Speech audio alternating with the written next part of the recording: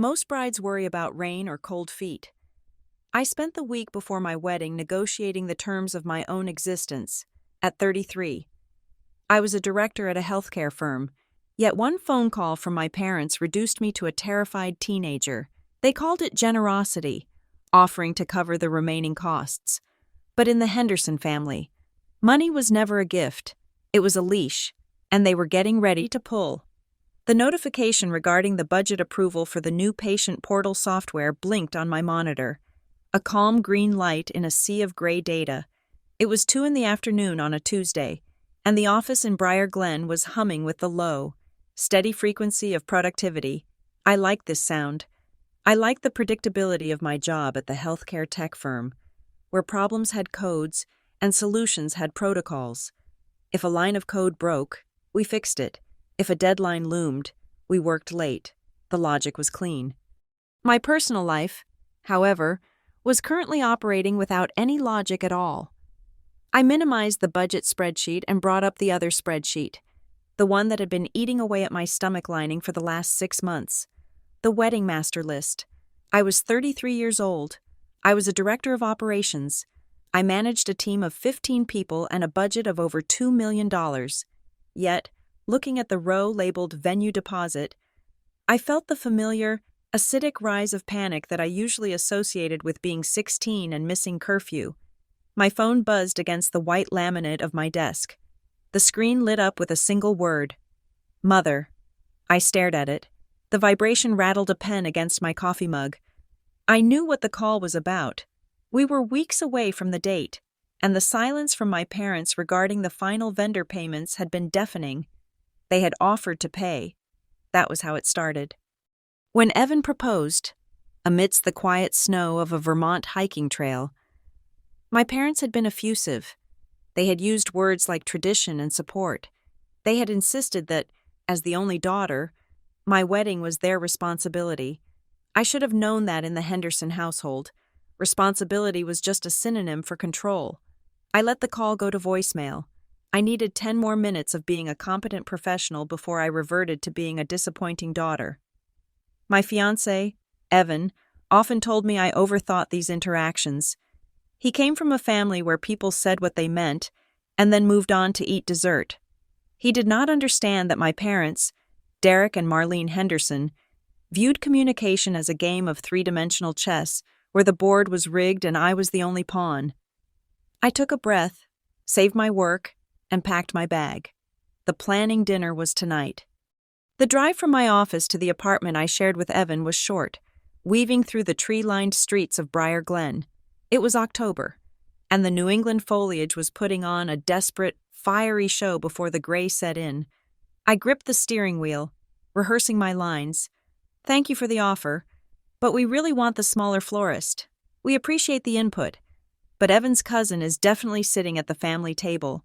By the time I walked through our front door, my shoulders were up to my ears. Evan was already home, standing in the kitchen stirring something that smelled like garlic and sanity. He looked up, his face breaking into an easy smile that usually anchored me. Today, it made me feel guilty. "Hey," he said, tapping the wooden spoon against the pot. "You look like you just went 12 rounds with a compliance auditor." "Worse," I said, dropping my keys in the bowl. "My mother called. I didn't answer." Evan's expression shifted, a subtle tightening around the eyes. He knew the pattern. "Are we still on for dinner at North Point tonight?" "Yes, 7 o'clock. They chose the place, obviously." I walked over to the dining table, which was currently covered in cardstock samples and a large, printed seating chart. I stared at table 4. My mother had made a comment 3 days ago about table 4, suggesting that my college roommate, Tessa, would be more comfortable near the back, away from the professional guests. I reached out and moved the sticky note with Tessa's name back to the front, then hesitated. If I moved her, Mother would notice. If Mother noticed, there would be a sigh, a comment about propriety, a cold shoulder that could last through the rehearsal dinner. I moved the sticky note back to the rear table. "Lillian," Evan said. He was standing right behind me. I hadn't heard him move. I jumped, my hand hovering over the chart. I am just tweaking the flow. It feels crowded near the head table. You are apologizing to a piece of paper, Evan said gently. He reached out and took my hand, pulling it away from the chart. You moved Tessa 3 times since yesterday. She is your bridesmaid. Put her where you want her. It is not that simple, I said, my voice tight. You know how they get about appearances. If they are paying for the reception, they want the room to look a certain way. They think Tessa is loud. Tessa is loud. That is why we love her, Evan said. He turned me around to face him. Lil, you go quiet after you talk to them. You shrink. We do not have to do this dinner tonight if you are not up for it. We do, I said, pulling away to check my phone. If we cancel, they will say I'm being dramatic or ungrateful. We just have to go, smile, thank them for the check, and get through the next 3 weeks. The check that has strings attached, Evan noted. Every check has strings, I said, quoting a maxim my father had drilled into me since I was old enough to have a bank account. Not mine, Evan said, and not yours. I looked at him. Steady. Kind Evan, who helped me rebuild my credit score and my self-esteem after the mess of my 20s. He was right, but he didn't understand the ecosystem of the Hendersons. You didn't just say no to Derek and Marlene. You negotiated treaties. Let's just get it over with, I said. The drive to North Point Harbor took 45 minutes. The landscape shifted from the cozy, lived-in neighborhoods of Briar Glen to the manicured, gated reality of the coast. North Point was where my parents lived, a world of high hedges and silent security systems. They had chosen a seafood restaurant on the water, the kind of place where the menus had no prices and the lighting was designed to make everyone look rich and slightly orange. We saw them before they saw us. They were seated at a window table, backlit by the harbor lights. My father, Derek, was wearing a suit, though he had retired 2 years ago. My mother, Marlene, was inspecting her silverware with the scrutiny of a forensic pathologist. Game face, I whispered to Evan. I am always on your team, he whispered back, squeezing my hand before letting go as we approached the table. Public displays of affection were, according to Marlene, unnecessary. There they are, my father boomed as we arrived. He didn't stand up, but he gestured grandly to the empty chairs. The busy professionals. Hi, Dad. Hi, Mom, I said, leaning in to kiss my mother's cheek. She smelled of expensive toner and white wine. You look tired. Lillian, my mother said, before I had even sat down. Are you sleeping? The stress of the wedding must be getting to you. I told you a long engagement was a mistake. It just prolongs the anxiety. I am fine, I said, taking my seat. Work is just busy. We are launching the new portal next week. Work, my father scoffed lightly, pouring more wine into his own glass without offering the bottle to Evan. You are always working. You need to learn to delegate. That is a leadership skill. Lillian, if you are doing everything yourself, you are not managing. I felt the familiar prickle of defense. I have a team. Dad, I manage them well. Of course. Of course. He waved a hand. We are here to talk about happy things. The wedding. The waiter appeared, took our drink orders, and vanished. The air at the table shifted. My father reached down into his leather briefcase, which was resting against his chair leg, and pulled out a sleek black folder. He placed it on the table. Your mother and I have been doing some thinking, he said. We want this day to be perfect for you. We know costs have spiraled. The florist alone is criminal. We are managing the budget, Evan said calmly. We have savings. Nonsense, Marlene cut in. She smiled, but it didn't reach her eyes. You two are just starting out. You need to buy a house. You need to think about the future. We want to cover the remaining balance, the venue, the catering, the band, all of it. My stomach dropped. The number was significant. Nearly $30,000 remained on the contracts. It was a life-changing amount of money to have lifted off our shoulders. That is incredibly generous, I said. cautious. Thank you. However, my father said. He opened the folder. If we are making this level of investment, we need to ensure the event reflects the family standard. We have drawn up a list of expectations, just to make sure we are all on the same page. He slid a single sheet of heavy cream-colored paper across the table. I looked down. It was typed. It was bulleted. Venue: Hawthorne Crest Club. Current venue at the Mill House to be cancelled. Guest list: must be reviewed and approved by DM Henderson. See attached list of required removals. Speeches: father of the bride and groom only. No maid of honor or best man toasts. Attire: bride's dress to be approved by mother of the bride for modesty and style. Legal: post-nuptial agreement to be signed by Evan Mercer regarding Henderson family assets, drafted by Kerrigan Lowe Legal Group. I read it twice. The words swam slightly. You want us to change the venue? I asked, my voice sounding thin. The wedding is in 3 weeks. The invitations are out. The Mill House is a barn. Lillian, my mother said, taking a sip of wine. It is rustic. It is dusty. The Hawthorne Crest Club has an opening. I checked. It is dignified. It is a country club where I am not even a member, I said. We are members, she corrected. It reflects on us. I looked at Evan. His jaw was set so hard, a muscle was jumping in his cheek. He was looking at the last bullet point. A postnup? Evan asked. We do not have significant assets to protect yet. Derek, and why would your lawyer draft it? It is standard protection, my father said breezily. Lillian stands to inherit a significant portfolio one day. We need to ensure that family wealth stays in the family. No offense, Evan, but divorce rates are what they are. I am not signing a contract to marry your daughter, Evan said.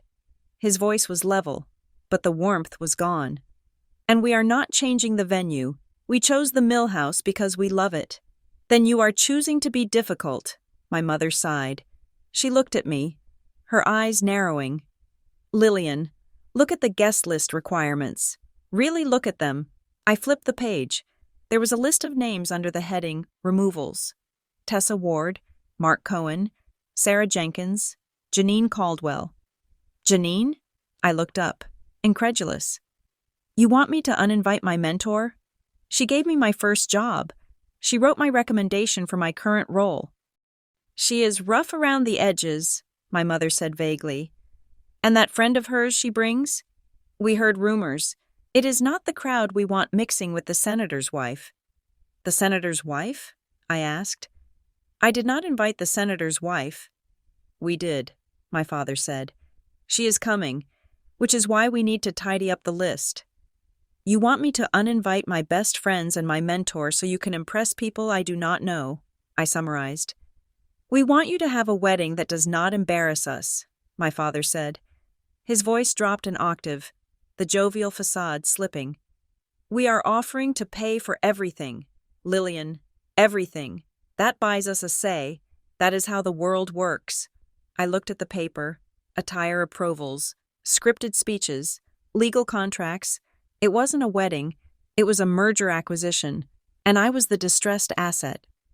No, I said. The word hung in the air, small but distinct. Excuse me? My mother blinked. No, I said, louder this time. I pushed the paper back across the table. We are not changing the venue. We are not cutting my friends. And Evan is not signing a postnup drafted by your shark lawyers 3 weeks before the wedding. Lillian, my father warned, be reasonable. Do not be emotional. I am being reasonable, I said, my hands trembling under the table. I clasped them together to stop it. I am declining your offer. We will pay for the wedding ourselves. We will keep our venue and our guest list. My mother laughed. It was a sharp, brittle sound. You will pay for it? With what money? You just said you were worried about the budget. We will figure it out, I said. Do not be stupid, she hissed. She leaned forward, her face contorting with a sudden, ugly flash of anger. You always do this. You think you are so independent, but you always come crawling back when you fail. If you do not follow our rules, you can pay for everything yourself." Her voice had risen. A couple at the next table turned to look. My mother didn't care. She was using the volume as a weapon, betting that my fear of public scenes would force me to fold. "That is the plan," Evan said. He stood up. He didn't wait for the check. He didn't wait for permission. "Come on. Lillian." "If you walk out of here," my father said, his voice low and dangerous, "do not expect a check for the house down payment next year either. Do not expect anything." I stood up. My legs felt like water, but I stood up. I looked at my father, really looked at him. I saw the fear behind the bluster. He wasn't afraid I would fail. He was afraid I wouldn't. "Goodbye, Dad, Mom," I said. I turned and walked out of the restaurant, the sound of silverware clinking on china following me like a judgment. The car ride home was silent for the first 10 minutes. The adrenaline was crashing, leaving me shivering in the passenger seat. "I am sorry," I said finally. "I am so sorry, Evan."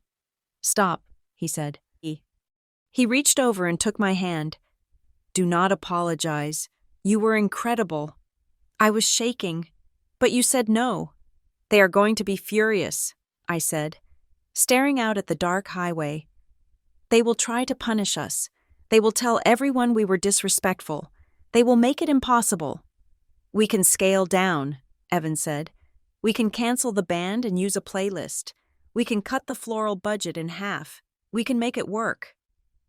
I closed my eyes. I thought about the spreadsheet. I thought about the money I had been saving for 5 years, putting it into a separate high-yield account that I never talked about. I called it my escape fund. I had started it after I lost my job at 26. A job loss that had always felt suspicious and sudden. I had sworn then that I would never be financially vulnerable again. "No," I said softly. "No?" "We are not scaling down," I said. I opened my eyes. "I have the money." Evan glanced at me. "Lillian, we agreed not to touch the house fund." "Not the house fund," I said. "My fund, the one I have been building since I moved to Briar Glen. It has enough to cover the vendor balance. It was supposed to be for emergencies." "This is not an emergency," Evan said. "Yes, it is," I said. "This is an emergency of independence. If we scale down because they pulled the funding, they still win. They still dictated the size of our life. I want to have the wedding we planned. I want Janine there. I want Tessa there. I want to pay for every single flower and shrimp cocktail myself so that when I look at them, I know they do not own any of it." Evan squeezed my hand. "Okay, we do it your way." The next morning, I took the day off work. I sat at my kitchen table with a cup of coffee and my phone. I called Tessa first. "Tell me I am crazy," I said, after recounting the dinner. "You are not crazy," Tessa said immediately. Her voice was tinny through the speaker but fierce. "They do not give gifts, Lil. They buy leverage. I have been telling you this since college. Remember the car they gave you sophomore year? The one they took back the week before finals because you got a B in econ?" "I remember," I said. "I ended up walking to the exam in the rain." "Exactly. They want you dependent. It is their currency. What are you afraid of?" "I am afraid they will punish me socially," I admitted. The words felt heavy coming out. "They know everyone in North Point. They know people in my industry. Dad serves on the board of the hospital network my firm contracts with." "Let them talk," Tessa said. "You are good at your job. You are marrying a good man. You are building a life in Briar Glen, not North Point. Build a wall. Lil." "I am trying," I said. "Hey, speaking of your mom," Tessa said, her tone shifting. "I found something weird the other day. Remember when I was helping you migrate your old college emails to your new cloud drive?" "Yeah." "I was searching for that photo of us from graduation, and I found a forwarded thread from your mom. It looks like she sent it to you by mistake years ago, maybe meant to forward it to your dad, and you never opened it. The subject line is Reputation Management. My blood ran cold. Send it to me. I just forwarded it. Check your inbox. I hung up and opened my laptop. The email was there at the top of the list.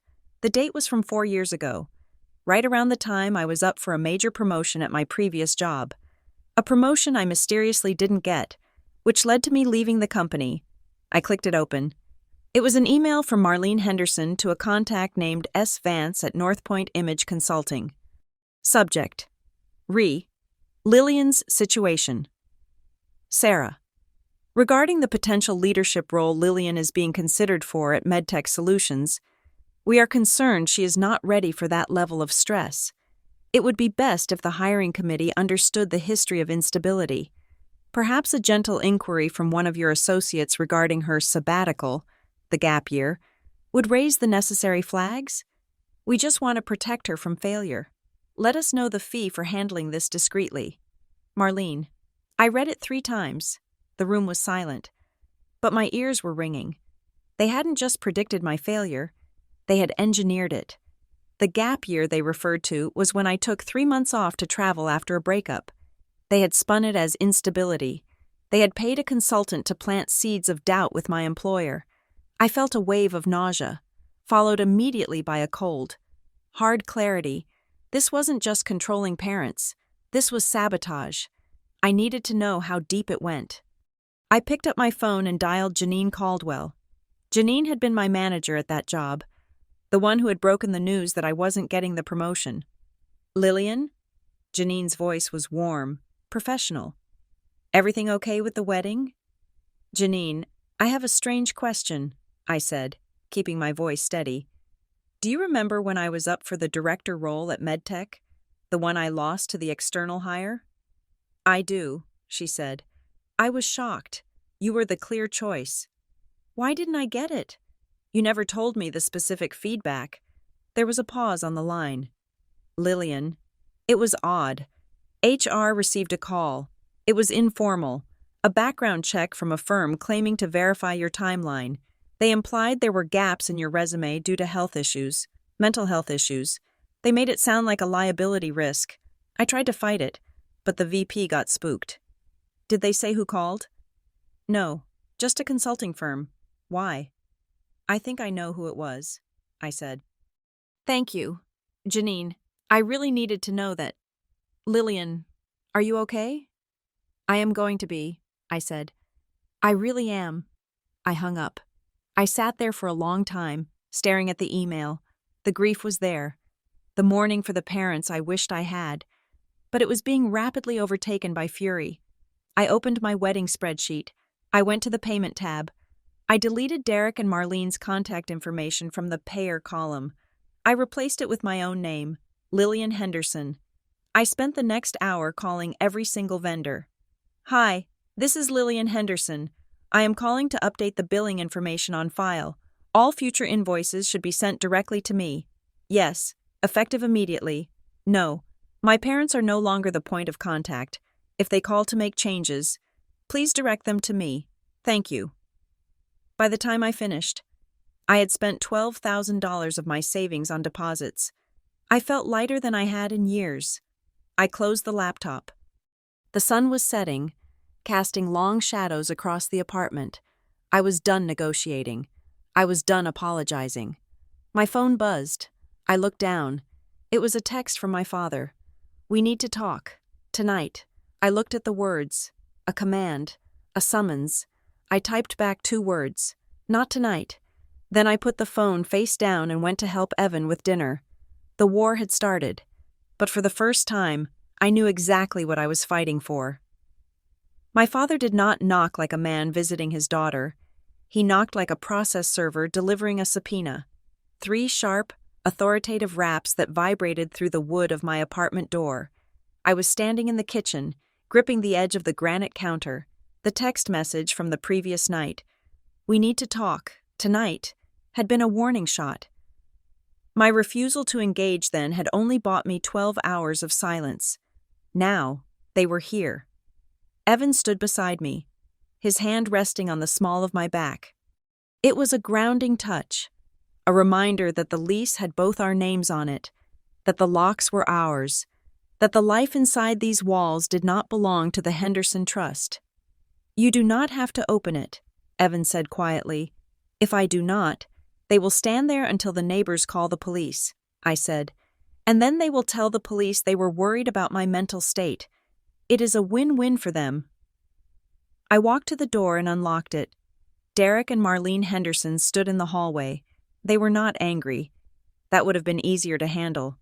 Anger I could fight. Instead, they were wearing masks of pained, bewildered concern. My mother was holding a Tupperware container, the universal peace offering of the passive-aggressive parent. "Lillian," my mother breathed, stepping inside before I had fully stepped back. "Oh, honey, you look exhausted." "Hello, Mom, Dad," I said. My father followed her in, closing the door with a click that sounded entirely too final. He surveyed the apartment, the stack of wedding magazines on the coffee table, the laptop open to a vendor contract, the half-eaten toast on the counter, with a look of grim diagnosis.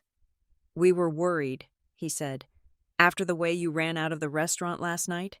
It was not like you, Lillian. It was erratic." There it was. The word erratic. It was one of their favorites.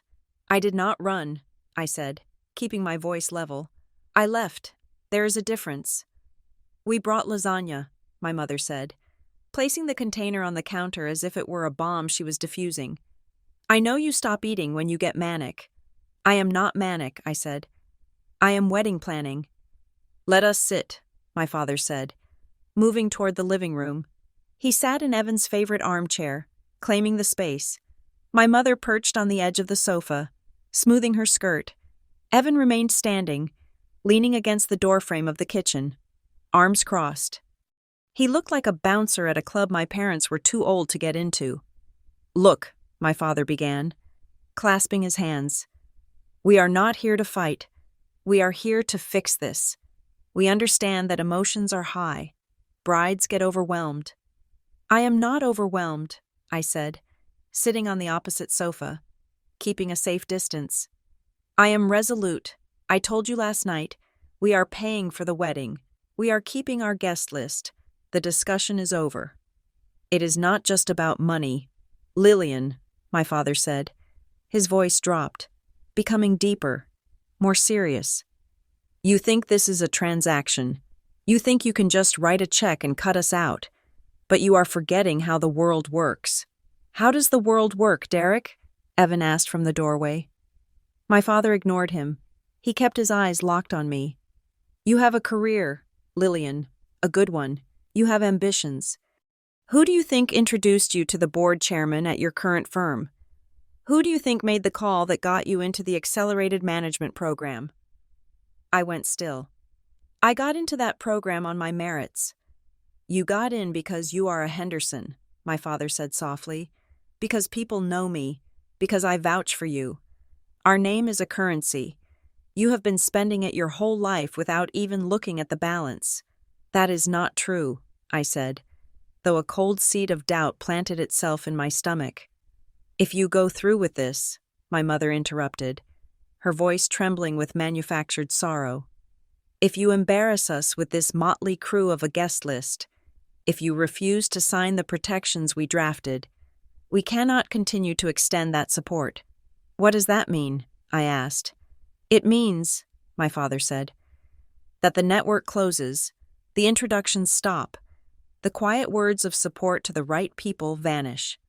And you might find that Briar Glen is a very small town when you do not have the Henderson shield protecting you."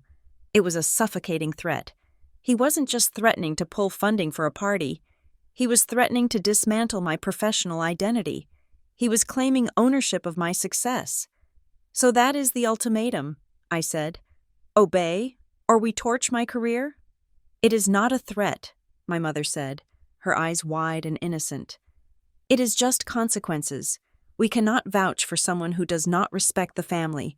It is about unity. It is about gratitude." "Gratitude?" I repeated. "For what? For conditional love?" "For protection!" my mother snapped, the mask slipping for a fraction of a second. "We have spent years cleaning up your messes. Lillian, shaping your path so you would not fall off. And this is how you repay us? By inviting people who hate us to your wedding?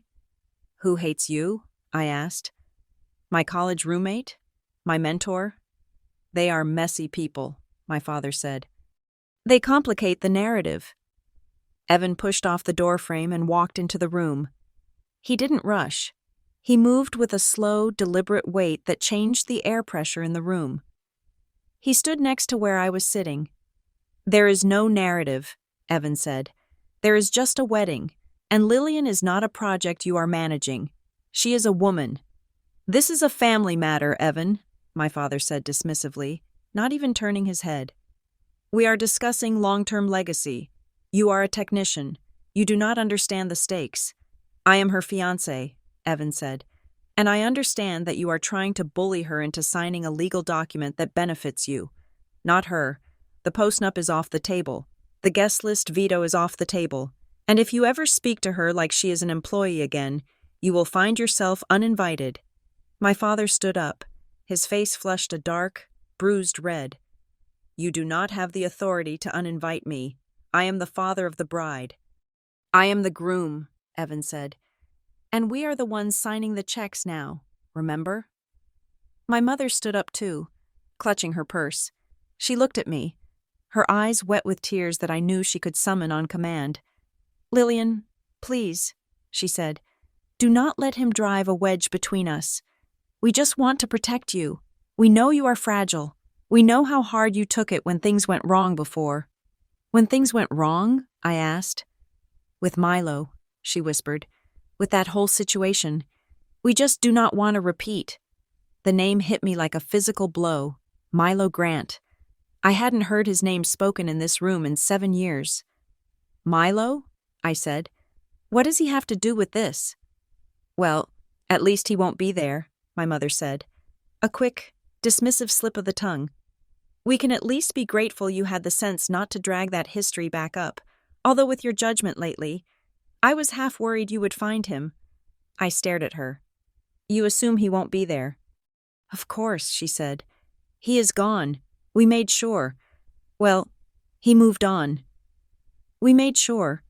The phrase hung in the air, vibrating. We are leaving, my father said, buttoning his jacket. You have a week to come to your senses. Lillian, review the document. Look at the guest list again. Think about your future. Think about whether you want to be a Henderson or just Lillian. They walked out. The door clicked shut again. I sat there, staring at the spot where my mother had stood. Milo Grant. He had been a junior analyst at a firm near my father's office. We had dated for 6 months when I was 25. It was serious. We were happy. And then, abruptly, he had broken it off. He had told me he was moving to Chicago, that he couldn't handle the pressure, that he wasn't right for me. I never saw him again. I had spent a year thinking I was unlovable. Lil? Evan asked, crouching in front of me. You okay? They made him leave, I whispered. They didn't just disapprove. They made him leave. You don't know that for sure, Evan said, though his voice lacked conviction. I know, I said. I stood up. The fog of fear was lifting, replaced by the sharp, metallic taste of adrenaline. And I'm going to prove it. The next afternoon, I sat in a corner booth at a coffee shop 3 towns over, in a place called Westford where I knew my parents had no spies. Across from me sat Janine Caldwell. Janine was 60, with silver hair cut in a sharp bob and eyes that missed nothing. She had been my first boss, the woman who taught me how to read a PL statement and how to navigate a boardroom full of men. Thank you for meeting me, I said. You sounded urgent on the phone, Janine said, stirring her tea. And you look like you are about to indict someone. I might be, I said. Janine, I need you to tell me exactly what happened with the MedTech promotion. The phone call you mentioned yesterday. I need the specific words. Janine set her spoon down. She looked at me for a long moment. Lillian, it was 5 years ago. Does it matter now? It matters, I said, because they are trying to do it again. Janine sighed. She leaned forward. It was a Tuesday, she said. I remember because we were in final deliberations. I was fighting for you, the VP of HR. Mike Ross got a call. He put it on speaker because he thought it was a reference check we had requested. Who was it? A woman. She said she was calling from a firm called North Point Image Consulting. She said she was calling on behalf of a concerned party regarding the background of Lillian Henderson. She said, and I quote, "We feel it is our ethical duty to inform you that Ms. Henderson has a history of psychological instability that may not be reflected in her medical records. She is not leadership material. Placing her in a high-stress environment would be negligent." I felt the blood drain from my face. Instability. Negligent. "Did they offer proof?" I asked. "They didn't need to," Janine said sadly. "In corporate risk management, the rumor is enough. Mike got scared. He shut down your candidacy the next hour.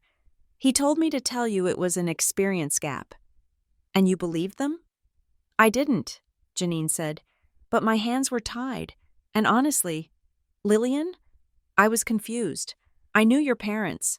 I knew they were powerful. I couldn't understand why anyone would sabotage their own daughter unless there was something I didn't know." "There wasn't," I said. "There was just me, not doing exactly what they wanted." I reached into my bag and pulled out a printout of the email Tessa had found, the one from my mother to the consulting firm. Subject: Lillian's situation. I slid it across the table. Janine put on her reading glasses. She read it silently, then she looked up, and her expression had changed from sympathy to horror. "My God," she whispered, "they paid for it." "They paid for it," I confirmed. "They paid to ruin my career so I would have to come back to them for help. They wanted me to fail." Janine handed the paper back.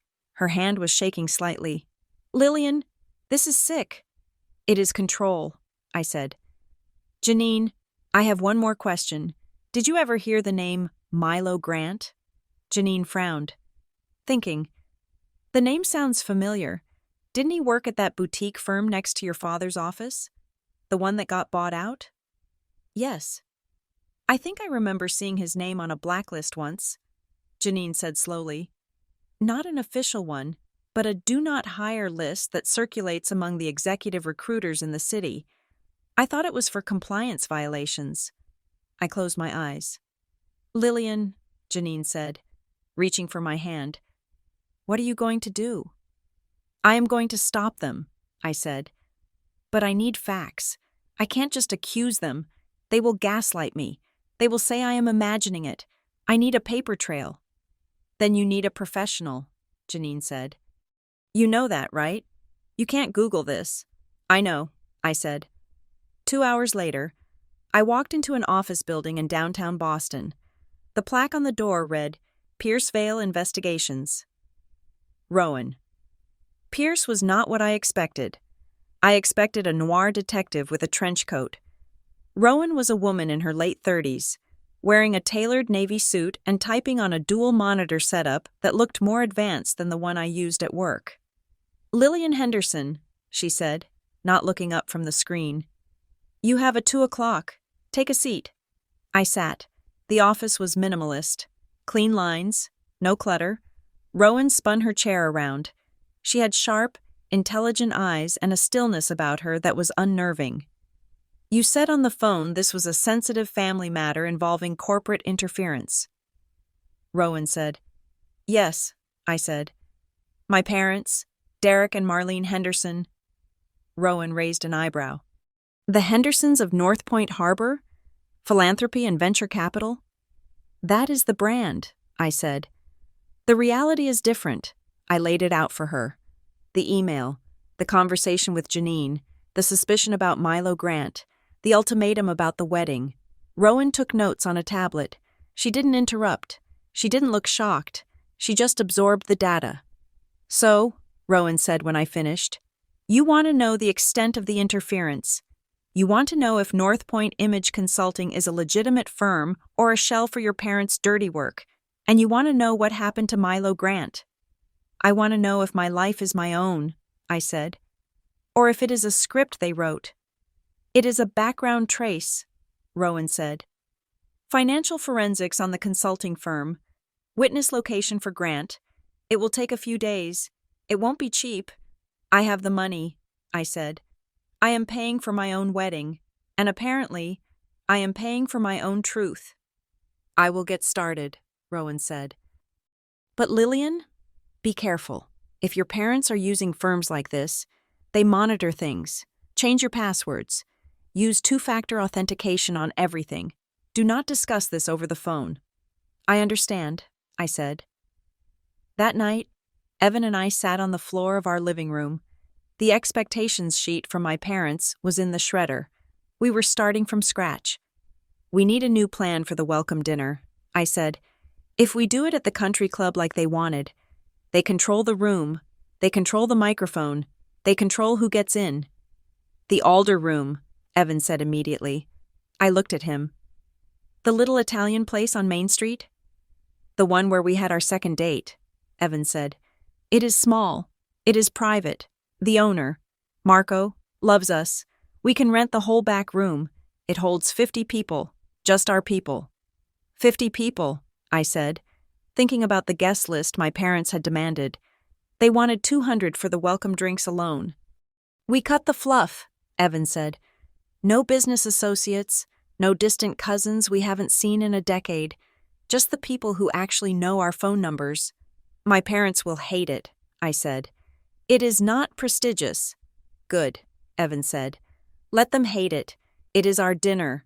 I pulled up the guest list on my laptop. Okay, I said. We are locking it in. The Alder Room. Friday night before the wedding, I started typing names. Janine Caldwell, Tessa Ward, Mark Cohen, Sarah Jenkins. I typed in the names of my team at work, the ones who covered for me when I was sick, not the ones who could offer me a board seat. I typed in Evan's college friends. Then I stared at the blinking cursor at the bottom of the list. Do it, Evan said softly. I looked at him. Are you sure? It is complicated. An ex-boyfriend at the wedding? He is not just an ex-boyfriend, Lil, Evan said. He is a witness. If your parents did what you think they did to him, he deserves to be there. He deserves to see you happy. And frankly, I want to meet the guy who was scared off by Derek Henderson, so I can buy him a drink and tell him he should have fought harder. I smiled. A small, sad smile. You are arrogant. I am secure, Evan corrected. I typed the name. Milo Grant. I didn't have his current address. I would have to find him, or maybe Rowan would find him, but the name was on the list. It was a declaration of war inked in pixels. Okay, I said. The list is final. So tell them, Evan said. I opened a drawer and took out a heavy cream card. I didn't want to text. I didn't want to email. I wanted something physical, something that couldn't be deleted or interrupted. I took a pen and wrote in my neatest script. Dear Mom and Dad, we are looking forward to seeing you at the wedding. To avoid any confusion, we wanted to let you know that all vendor contracts have been finalized and paid in full by us. The welcome dinner will be held at the Alder Room in Briar Glen. The guest list has been submitted to security and is now closed. We are grateful you are coming. The plans are final. Love. Lillian Evan. I sealed the envelope. I stamped it. I walked it to the mailbox on the corner before I could lose my nerve. 2 days later, my phone rang. I was at my desk at work. I saw the name Mother and felt the familiar spike of adrenaline.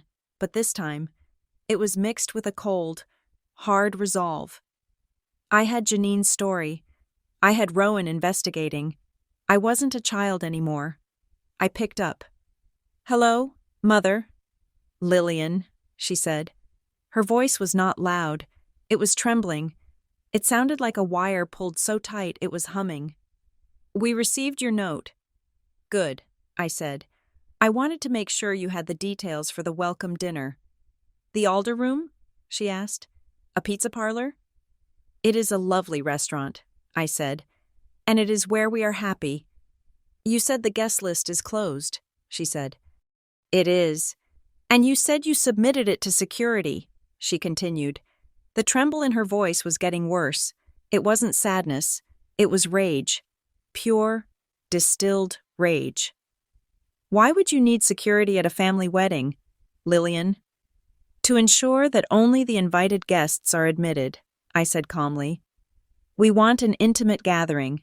There was a silence on the line. A long, heavy silence. I could hear her breathing. Who? She whispered. Excuse me? Who is on that list? Lillian? She asked. Her voice snapped, losing the tremor, becoming sharp and jagged. You defied us. You took the money back. You moved the venue. You are hiding something. Who exactly did you invite? I looked at my computer screen, at the spreadsheet that was no longer a source of panic, but a manifesto. I invited my friends, I said. I invited the people who support me. That is all. If I walk into that room, she hissed, and I see anyone who does not belong, anyone who reflects poorly on this family. You will what, Mother? I asked. Make a scene? At the Hawthorne Crest Club? I don't think you will. You care too much about what people think. It was the first time I had ever used her own vanity against her. She gasped. It was a genuine sound of shock. You have changed, she said. You are hard. I am grown, I said. We will see, she said. We will see who is still standing when this is over. The line went dead. I put the phone down. My hand was shaking, just a little, but I didn't feel like crying. I felt like I was finally, after 33 years, waking up. I turned back to my work. I had a wedding to pay for. The Monday of my wedding week did not begin with joy. It began with a spreadsheet and a siege mentality. Briar Glen was wet with a cold. Insistent October rain that stripped the last of the red leaves from the maples.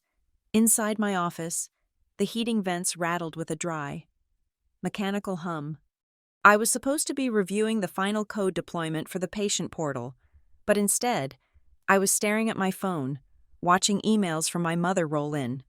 Subject: Linens for head table Lillian. I noticed the rental company has Ivory listed. We always use Oyster. Please correct this immediately. It looks dingy in photographs. Subject: Car service. Your father has booked the town cars for the bridal party. We cannot have you arriving in a rideshare. It is undignified. Subject: Uncle Robert is flying in from Geneva. I told him he could bring his new partner. Please add a chair to table 5. They were operating as if the last 2 weeks had not happened. They were acting as if I had not fired them, as if I had not moved the welcome dinner, and as if I had not looked them in the eye and told them I was done. It was a strategy of aggressive normalcy. They were betting that if they just kept moving forward with the steamroller of their expectations, I would eventually flatten myself out just to avoid the friction. I deleted the emails. I didn't reply. I didn't argue. I just pressed delete. You look like you are trying to laser a hole through your screen, my assistant, Ben, said, dropping a stack of files on my desk. Wedding week, I said, forcing a smile. Excited? Focused, I corrected. I was focused because I had to be. If I let myself feel the full weight of what was happening, that I was effectively orphaning myself 5 days before my marriage, I would collapse. So I treated the wedding like a project launch. I had deliverables, I had stakeholders, and I had a risk management strategy. At noon, I left the office and drove to a small bakery on the edge of town to pick up the cookie favors Evan and I had ordered. I was putting the boxes in my trunk when my phone buzzed. It was Rowan Pierce. I have something, she said. Her voice was clear, devoid of the static of small talk. Tell me, I said, closing the trunk and leaning against the wet metal of the car. I followed the money on the North Point Image Consulting invoice, Rowan said. The firm is real, but they are boutique. They specialize in crisis management for high net worth individuals. Basically, they clean up messes before they hit the press, or in your case, they create messes to justify the cleanup. I knew that, I said. Janine told me they called her. Yes, but you wanted to know who paid them, Rowan said. It wasn't your father's personal account, and it wasn't the business account. Then who? Do you know the Henderson Family Outreach Fund? I felt a sharp, cold kick in my chest. Of course, it is their charitable foundation. They use it for scholarships, library wings, community centers, and apparently, reputation destruction, Rowan said. I found a series of payments from 4 and 5 years ago labeled Consulting Services, Leadership Development. They went straight to North Point. They used tax-exempt charitable dollars to pay a firm to slander you to your employer. I stared at the gray asphalt of the parking lot. The outreach fund. I had grown up volunteering for that fund. I had handed out turkeys at Thanksgiving wearing a t-shirt with that logo. I had watched my father give speeches about the sanctity of lifting up the next generation. Are you sure? I asked, my voice thick. I have the ledger entries, Rowan said. I can't prove it in a court of law without a subpoena to match the invoice numbers on North Point's end, but the dates align perfectly with the timeline of you losing the medtech job. And there are other payments, Lillian, to private investigators, to a law firm that specializes in NDAs. How many? Enough to suggest this is a line item in their annual budget, Rowan said. They run their family like a cartel. I closed my eyes. It wasn't just me. That was the realization that hit me hardest. They hadn't just targeted me because I was their disappointing daughter. They did this. This was their methodology. Thank you, Rowan, I said. Lillian, she added, her tone shifting slightly. There is something else. I located Milo Grant. My breath hitched. Where is he? He is here, she said. In Briar Glen. He checked into the Marriott by the highway last night. He is not hiding. He wants to talk to you. I met Milo at 3 o'clock at a coffee shop near the highway, a place with fluorescent lights and plastic booths, far away from the curated aesthetic of my parents' world. I saw him before he saw me. He looked older. The boyish softness I remembered from my 20s was gone, replaced by lines around his eyes and a grayness at his temples. He was wearing a suit that looked slightly too large for him, as if he had lost weight recently. Milo, I said. He stood up so fast he knocked his knee against the table. Lillian. We didn't hug. It felt too intimate, too loaded. We just looked at each other, measuring the 7 years of silence between us. You look good, he said, and he sounded surprised. You look strong. I am getting there, I said. Sit down. We sat. He wrapped his hands around a paper cup of tea. I got your invitation, he said. I thought it was a mistake, or a trap. It was an olive branch, I said, and maybe a request for a witness. Milo nodded, looking down at his hands. I heard you are marrying a good guy. Evan, I looked him up. He is a good guy, I said. He doesn't let people push him around. Milo flinched. The reaction was small, but I saw it. I am sorry, Lillian, he said softly. I wanted to call you 1,000 times, but I couldn't. Why? I asked. Why did you leave like that? You said you didn't love me. You said I was too much drama. I read from a script, Milo said. He looked up, and his eyes were wet. Your father wrote it. My father wrote your breakup speech? He came to my office, Milo said. He sat in the lobby for 3 hours until I came out. He took me to lunch. He was so charming at first. He told me he knew I had a bright future. He knew I had student loans. He knew my mother was sick. I felt the nausea rising again, familiar and toxic. He told me that a relationship with you would be complicated for my career, Milo continued. He said that if I stayed, he would make sure every door in this city closed. But if I left, if I went to Chicago, where he happened to have a friend hiring for a senior analyst role, my loans would disappear. And you took it, I said. I wasn't angry. I was just sad. I was 26, Milo said. I was terrified, but that wasn't all of it. He made me sign something. An NDA? Milo nodded. A non-disclosure agreement, but not about us. It was attached to a settlement for a private family matter. He made it look like I had been a witness to a harassment claim at his company, something I never saw, something that never happened. He created a fake legal bind. He said if I ever spoke to you, or anyone, about the arrangement, he would sue me for breach of confidentiality and destroy me. He fabricated a legal event to bind you, I whispered. It was genius. Evil. But genius. I signed it, Milo said. I took the job in Chicago, and I have hated myself every day since. He reached into his jacket pocket and pulled out a folded piece of paper. I brought this, he said. It is a copy of the agreement. I showed it to a lawyer last week when I got your invite. He said it is unenforceable. It is coerced. It is fraudulent. He slid the paper across the table. I am here because I am done being scared of Derek Henderson, Milo said, and because I owe you the truth. If you need me to stand up at your wedding and tell people who they really are, I will do it. I looked at the paper. I looked at Milo, a man who had been hollowed out by my father's checkbook. No, I said. I don't want you to make a speech. I don't want my wedding to be a trial. Then what do you want? I want you to come, I said. I want you to sit in the third row. I want you to eat the chicken and dance with my friends.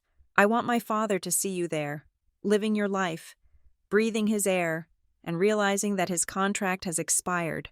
Milo smiled. A real smile this time. I can do that. That night, the house was quiet. Evan was polishing his shoes on the living room floor, the rhythmic shh, shh of the brush, the only sound. I was sitting on the sofa, Rowan's report on my lap. We could ruin them, I said. Evan stopped brushing. He looked up at me. What? We have the proof, I said. The charity fraud, the coercion with Milo, the smear campaign against my career. If we gave this to a journalist, if we gave this to the board of the hospital, my father would be finished. They would be pariahs. Evan set the shoe down. He wiped his hands on a rag and came over to sit next to me. Is that what you want? He asked. To destroy them? I thought about it. I thought about the satisfaction of watching their perfect, manicured world crumble. I thought about my mother's face if the Briar Glen Gazette ran a headline about her reputation management payments. It tasted like ash. No, I said. I don't want to be the person who destroys her family. That is who they are. They destroy things to control them. If I do that, I am just playing their game on a different board. So what is the win? Evan asked. Freedom, I said. Indifference. I want to build a life where they don't matter, where their threats are just noise. I want to have this wedding, and I want it to be beautiful, and I want them to realize that they couldn't stop it. Okay, Evan said, but we need insurance. I know. I picked up my phone and called Rowan Pierce.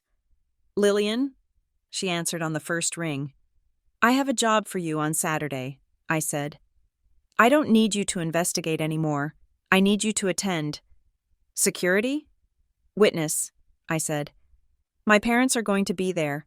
They are going to try to pull something. I know them. They will try to corner vendors, or change the schedule, or intimidate guests. I want you there. Watch them.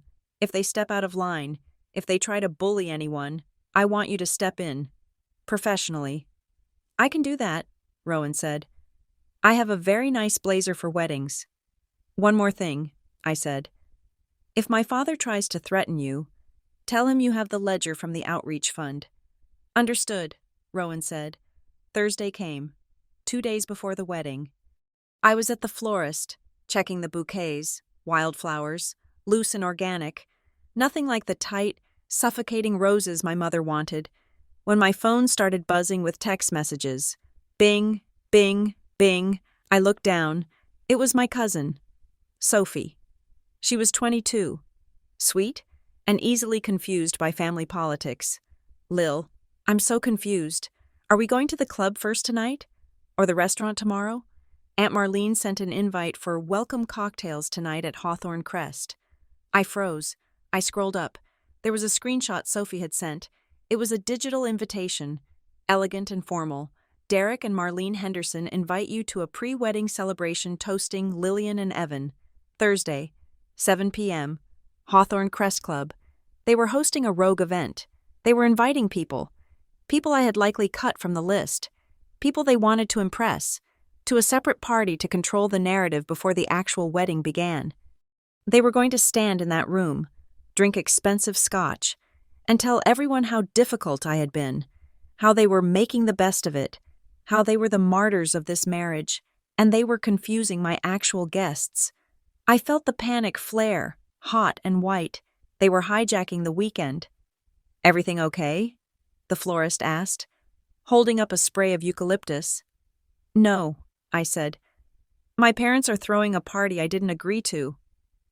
I walked out of the shop and sat in my car. I gripped the steering wheel. My instinct was to drive to North Point and scream at them, to beg them to stop. No, I told myself, that is what they want. They want the chase. I took a deep breath. I channeled the version of myself that managed million-dollar software rollouts. This was just a bug in the system. I needed a patch. I opened the group chat I had created for the wedding guests, a broadcast list that included everyone invited. Friends, co-workers, Evan's family, and the few relatives I still trusted. I typed carefully, "Hi everyone, we can't wait to celebrate with you all on Saturday. We've heard there is some confusion regarding events. To clarify, the only official wedding events are the welcome dinner at the Alder Room on Friday and the ceremony on Saturday. Any other gatherings are not hosted by us, and we will not be in attendance. We want you fresh for the dance floor on Saturday. Love, Lillian Evan." I hit send. Then I went a step further. I knew my parents would try to bring the attendees of their cocktail hour to the wedding on Saturday. Assuming I wouldn't turn them away at the door, I sent a second message, this one more direct. Reminder: our venue has strict capacity limits. Entry to the reception will be reserved exclusively for those on the RSVP list. Please help us respect the venue's rules. I waited. The backlash should have been immediate.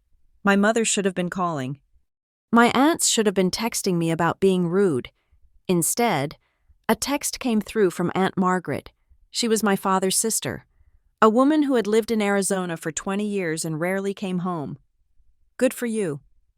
Honey, they tried to hijack my rehearsal dinner in 1995. Stick to your guns." I stared at the screen. They tried to hijack my rehearsal dinner. Another text. This one from a college friend. "Got it. We're skipping the parents thing. See you at the Alder Room." Another. "We are Team Lillian." Ignoring the noise, I started to cry. Not sobbing, just a quiet release of tension. I had spent my whole life thinking the world bought my parents' performance. I thought everyone saw them as the benevolent monarchs of North Point Harbor, and me as the problem. But people knew. They had always known. They just hadn't known I knew. The final blow came on Friday morning. I was working from home, finishing up the last emails before logging off for the weekend. The apartment was filled with garment bags and boxes. My mother called. I debated not answering, but I knew I had to set the tone for the next 48 hours. "Hello, Mother," I said. "You sent a text," she said. Her voice was ice. "To the entire family, you humiliated us." I clarified the schedule, I said. "You invited people to a party I am not attending." "We were trying to be hospitable," she snapped. "People are flying in. We wanted to host them, since you are determined to feed them pizza in a basement." "The Alder Room is not a basement," I said. "And if you want to host people, that is fine. But do not pretend it is my wedding." "You are ungrateful," she said. "You are cruel." "I am 33, I said. "We have the guest list. Lillian," she said, shifting tactics. "We saw the names at the security check. You actually did it. You invited that woman." "Which woman?" "Janine Caldwell." She spat the name. "After everything she did to undermine you? She fired you. Lillian, she let you go." "She didn't fire me," I said, my voice steady. "She was manipulated by a phone call from North Point Image Consulting, paid for by the Henderson Family Outreach Fund." The silence on the other end of the line was absolute. It was a vacuum. "I know," I said. "I know about the payments. I know about the instability narrative. I know about Milo's NDA." "Lillian." Her voice was suddenly very small. It wasn't the voice of the matriarch anymore. It was the voice of a child caught with her hand in the jar. "You don't understand. We did it for you. You were drifting. We needed to center you." "I invited Janine," I said, ignoring her justification. "And she is coming. And she knows, too. So when you see her tomorrow, I suggest you be very, very polite." "She is coming?" my mother whispered. "She is sitting in the second row," I said. "Right behind Milo Grant." I heard a sharp intake of breath. "Milo? He is back, Mom, and he isn't scared of Dad anymore." "You can't," she said. "Lillian, please, think about the optics. Think about what people will say." "They will say I have a very interesting guest list," I said. "I have to go. Mom, I have a wedding to get ready for. I will see you at the ceremony. Don't be late." I hung up. I stood in the middle of my living room. My hands were trembling, but not from fear. It was the vibration of a heavy weight being set down after 1,000 miles. They were afraid. For the first time in my life, Derek and Marlene Henderson were afraid of me. I walked over to the window and looked out at the street. The rain had stopped. The sun was trying to break through the gray clouds. I texted Evan, "It's done. I'm ready." Part 3 ended not with a bang, but with a silence. The silence of my parents realizing that the script they had written for me had been burned, and I was improvising a new one. Live, in front of everyone they tried to impress. The alder room smelled of roasted garlic, red wine, and the specific, dusty warmth of a place that has been loved for a long time. It was not the sterile, high-ceilinged, echoing chamber of the Hawthorne Crest Club. It was low-lit, with exposed brick walls and tables crowded close together, forcing people to lean in, to touch elbows, to actually listen to one another. I sat at the long center table, a glass of Prosecco in my hand, and looked around the room. For the first time in my entire engagement, I did not feel like a project manager trying to mitigate a disaster. I felt like a bride. Evan was on my right, his arm resting on the back of my chair, his thumb tracing a slow, calming circle on my shoulder. Across from us sat Tessa, my maid of honor, who was currently recounting the story of how I had fixed a flat tire in the rain on our way to a final exam during our junior year.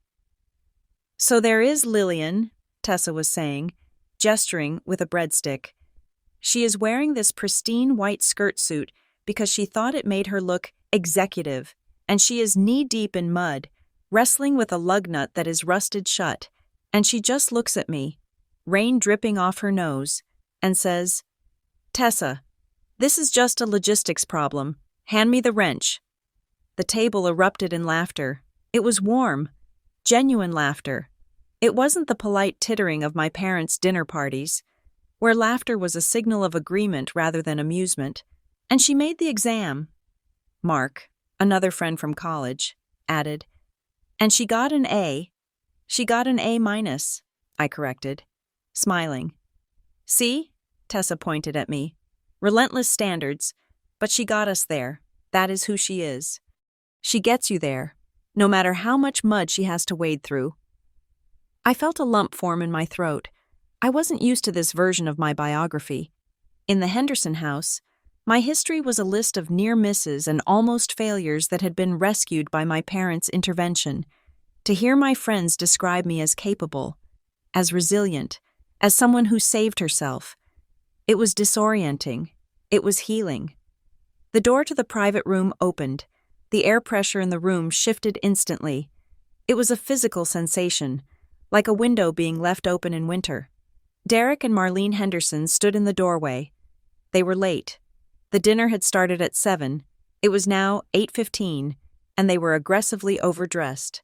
The invitation, the one I had designed and paid for, specified smart casual. Evan was wearing a blazer and jeans. I was wearing a simple silk slip dress. My father was wearing a tuxedo. My mother was in a floor-length beaded gown that shimmered under the track lighting like a disco ball made of judgment. They stood there for a beat too long, waiting for the room to hush, waiting for the awe. The room did go quiet, but it wasn't awe, it was confusion. "Mom, Dad," I said. Standing up, my legs felt steady. "You made it." "The traffic coming out of North Point was dreadful," my mother said, stepping into the room and sweeping her gaze over the brick walls with a look of benevolent pity. "And finding parking here, we had to walk 3 blocks. "There is a valet, Marlene," Evan said pleasantly, not standing up. "We put it on the website." "We prefer to keep our keys," my father said. He walked toward the head table, his tuxedo shoes clicking loudly on the hardwood floor. He didn't look at me. He looked at the empty space at the head of the table, where no chair had been placed because we had opted for a communal layout. "Well," my father said, clapping his hands together, "we are here now. Let us get this show on the road. I suppose a toast is in order?" He reached for a spoon and a wine glass, clearly intending to ding them together and command the room. "Actually, Derek," a voice said from the other end of the table. It was Greg, Evan's best friend and best man. Greg was a high school teacher with the patience of a saint and the tactical awareness of a riot policeman. He stood up, holding a microphone that was connected to the small portable speaker we had set up. "We have a run of show," Greg said, smiling. "We are just finishing up the bridal party stories. Then we have the groom's parents. Then we have open floor. You are slotted for, let me see, 8:45. My father froze. His hand hovered over the glass. To be told to wait, to be slotted in like a vendor, was outside his comprehension. "I am the father of the bride," my father said, his voice dropping to that dangerous, low register. "I think I can say a few words of welcome." "We have already been welcomed," Tessa said cheerfully. "Lillian welcomed us an hour ago. The appetizers were great. By the way, you missed the calamari." My mother's smile froze. It was a terrifying expression. Just teeth and dead eyes. She looked at Tessa, the girl she had tried to ban from the wedding, and then she looked at me. "Lillian," she said softly, "perhaps you can explain to your friends how these things are done." "They know how they are done." "Mom," I said, "Greg is right. We have a schedule. Grab a plate. There is pasta at the buffet. Grab a plate. Buffet." I saw the shudder ripple through my mother's frame, but she didn't scream. She didn't storm out, because there were 50 witnesses, and to cause a scene would be to admit loss of control. So she swallowed her rage, smoothed her beaded skirt, and sat down in the empty chair Greg gestured to, at the end of the table, next to my cousin Sophie. My father sat next to her, looking like a deposed king forced to dine with the peasantry. "Continue, Greg," I said. The dinner resumed. But the easy warmth had a new edge to it. It was defiant now. We were having fun at them. 10 minutes later, Janine Caldwell stood up. My mother stiffened. She picked up her menu and studied it intently, refusing to look at the woman she had tried to destroy. "I just want to say a few words," Janine said. Her voice was quiet, professional, yet warm. "I have known Lillian since she was 22. I watched her walk into a very intimidating office and figure out how to make it run better than the people who had been there for 20 years. I looked down at my hands. "But what I admire most about Lillian," Janine continued, her eyes drifting briefly, pointedly, toward my parents, "is her integrity in a world that often rewards posturing or shortcuts or reputation management. Lillian has always chosen the hard truth over the easy lie. She owns her mistakes, and she owns her successes. That is rare, and that is why she is going to be a spectacular wife and partner." "Here, here," someone shouted. We raised our glasses. I looked at my father. He wasn't drinking. His jaw was set so tight I could see the muscles bunching. He knew what Janine meant. He knew that she knew, and the fact that she was standing there, praising the very integrity he had tried to suggest I lacked, was a humiliation he couldn't process. I took a sip of wine. It tasted like victory. Rowan Pierce was sitting at a small table near the bar, nursing a club soda. She was wearing a sleek black blazer and looked for all the world like a distant cousin or a work colleague. But I knew she was working. I caught her eye. She gave a microscopic nod, then glanced toward the hallway that led to the restrooms. I followed her gaze. My father had gotten up. He wasn't going to the buffet. He was walking with purpose toward the exit, but he stopped near the coat check. Standing there, retrieving a phone charger from his jacket, was Milo Grant. I felt the blood drain from my face. I started to stand up. Evan put a hand on my arm. "Wait," he whispered. "Look at Milo." I looked. My father had moved into Milo's personal space. It was a classic Derek Henderson intimidation tactic. Use his height, use his bulk, loom over the other person until they shrank. I couldn't hear the words, but I knew the cadence, the finger pointing, the tilt of the head. Milo didn't shrink. He stood there, holding his phone charger.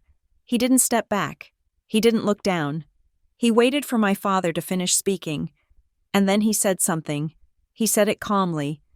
He looked my father directly in the eye. My father flinched. It was visible from 30 feet away. His head jerked back as if he had been slapped. The mask of the benevolent patriarch slipped, replaced by a flash of raw, ugly fury. He raised a hand, not to strike, but to emphasize, and Milo simply turned his back on him and walked back toward the dining room. My father was left standing alone by the coat rack, looking smaller than I had ever seen him.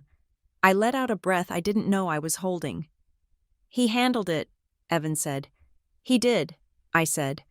A moment later, my phone buzzed. It was a text from Rowan. Subject: hallway interaction. "Derek, you have a lot of nerve showing your face here. If you say one word to anyone about the past, I will bury you. Milo. You don't get to decide who she knows anymore, and you don't scare me. Derek, your NDA is garbage, and we both know it. Go eat your pasta." I stared at the screen. "Go eat your pasta." I laughed. It was a hysterical bubbling sound that I had to smother with my napkin. "What?" Evan asked. "Milo told him to go eat his pasta," I whispered. Evan grinned. "I like this guy." The dinner wound down around 10 o'clock. The mood was high, but I was starting to fray. The adrenaline of the confrontation was fading, leaving behind a deep, bone-weary exhaustion. I went to the restroom to splash cold water on my face. The bathroom at the Alder Room was a single-occupancy stall with a vintage pedestal sink. I locked the door and leaned against it, closing my eyes. One more day. I told myself, just get through tomorrow. I washed my hands, dried them, and unlocked the door. My mother was waiting in the small corridor outside the bathroom. She had clearly been waiting for me. She was reapplying lipstick in the hallway mirror, but her eyes were fixed on my reflection. "That was quite a performance," she said. "It was a dinner." "Mom," I said, trying to squeeze past her. The hallway was narrow. She didn't move. "Inviting him," she said. "Inviting that woman, letting your friends mock us in their speeches. Do you feel powerful, Lillian? Is that what this is?" "No one mocked you," I said. "They celebrated me. If you feel mocked by my happiness, that is something you should discuss with a therapist." She turned to face me. The lipstick was perfect. Her face was a mask of tragedy. "We have done everything for you," she said, her voice trembling. "We have protected you. We have shaped you, and you treat us like enemies." "You treated me like an asset," I said. "You managed my reputation instead of loving me. You paid people to lie about me. Mom, I saw the ledger." She didn't deny it. She didn't gasp. She just narrowed her eyes. "We did what was necessary," she said. "You were drifting. You were making poor choices. Someone had to steer the ship." "I am not a ship," I said. "I am a person." She stepped closer. I could smell her perfume. Chanel No. 5 and white wine. "Listen to me," she whispered. It was a soft, terrifying sound. "Tomorrow is the wedding. Half of North Point will be there. The senator's wife will be there. If you humiliate us, if you let that investigator or that ex-boyfriend cause a scene, if you make us look foolish, you will regret it. Is that a threat?" "It is a promise," she said. You think you are independent because you paid for some flowers? You have no idea how fragile your little life is. We can pull threads. Lillian, we can make things very difficult for Evan, for his business, for your stable life. I looked at her, really looked at her. I saw the fear. It was pulsating behind her eyes. She wasn't threatening me because she was strong. She was threatening me because she was terrified that tomorrow the world would see that she had lost control. Mom, I said. What? If you touch Evan, I said, my voice surprisingly steady. If you pull a single thread, I will release the files. What files? The North Point Image Consulting invoices, I said. The payments from the charity fund, the witness statement from Milo. I have them all. And I have a journalist who is very interested in how the Henderson family uses tax-exempt donations to harass private citizens. Her face went slack. The color drained out of it, leaving her looking old and gray beneath the makeup. You wouldn't, she breathed. It would ruin us. Then don't make me, I said. I stepped around her and walked back into the dining room. My hands were shaking so hard I had to make fists to hide it. I need air, I said to Evan. We stepped out the back door of the restaurant into the alleyway. It was raining again, a soft, misty drizzle. The air smelled of wet asphalt and impending winter. I leaned against the brick wall and slid down until I was crouching. I put my head between my knees. Breathe, Evan said. He didn't tell me to calm down. He just crouched next to me and put his hand on my back. I am going to freeze, I said into my knees. Tomorrow, walking down the aisle, I am going to see them in the front row, radiating hate, and I am going to freeze. I am going to be 16 again, terrified of getting the answer wrong. You are not 16, Evan said. They are so good at it, Evan. I looked up, tears mixing with the rain on my face. Mom just threatened you. She threatened your business. She said they would pull threads. Evan's face hardened. Let them try. I am a freelance architect. Lil, my clients hire me because I am good, not because Derek Henderson vouches for me. I don't need their network. But the pressure is only real if we accept it, Evan said. Tomorrow isn't about them. It isn't about the senator's wife. It isn't even about the flowers you paid for. What is it about? It is about the fact that you and I are choosing each other, he said. We are building a wall. Us inside, them outside. Tomorrow is just the ceremony of locking the gate. I looked at him. He was wet, his hair plastered to his forehead. He looked solid. Locking the gate, I repeated. Yes, I stood up. I wiped my face. I need to talk to the officiant, I said. Now? It is 11 o'clock. I have his number, I said. I need to change the vows, not the personal ones. The opening statement. What do you want to change? I want him to say something, I said. Something that makes it clear that I am not being given away, that I'm not a property transfer, that this is a choice. Evan smiled. Do it. I pulled out my phone and dialed Reverend Miller. He answered on the third ring, sounding sleepy. Reverend, it is Lillian, I said. I am so sorry to call this late, but I have a request for the opening address. Go ahead, Lillian. And in the part where you talk about the sanctity of marriage, I said, can you add a line? Can you say, marriage is not an obligation of heritage or a merging of families, but a private, consensual covenant between two equals who choose each other freely, without coercion. There was a pause. That is very specific. Lillian, the Reverend said. It is necessary, I said. I will add it. We left the restaurant at midnight. The rehearsal dinner was over. My parents had left immediately after my mother's confrontation with me, claiming a headache. The rest of the guests had stayed, drinking wine and toasting to our future. I drove back to our apartment. Evan was staying at a hotel near the venue. Tradition. He insisted, but I knew he just wanted me to have the apartment to myself to decompress. I walked into the quiet living room. The boxes were gone. Moved to the venue. The dress was hanging on the back of the bedroom door, shrouded in white plastic. My phone buzzed. It was Rowan. Subject: additional context. Lillian.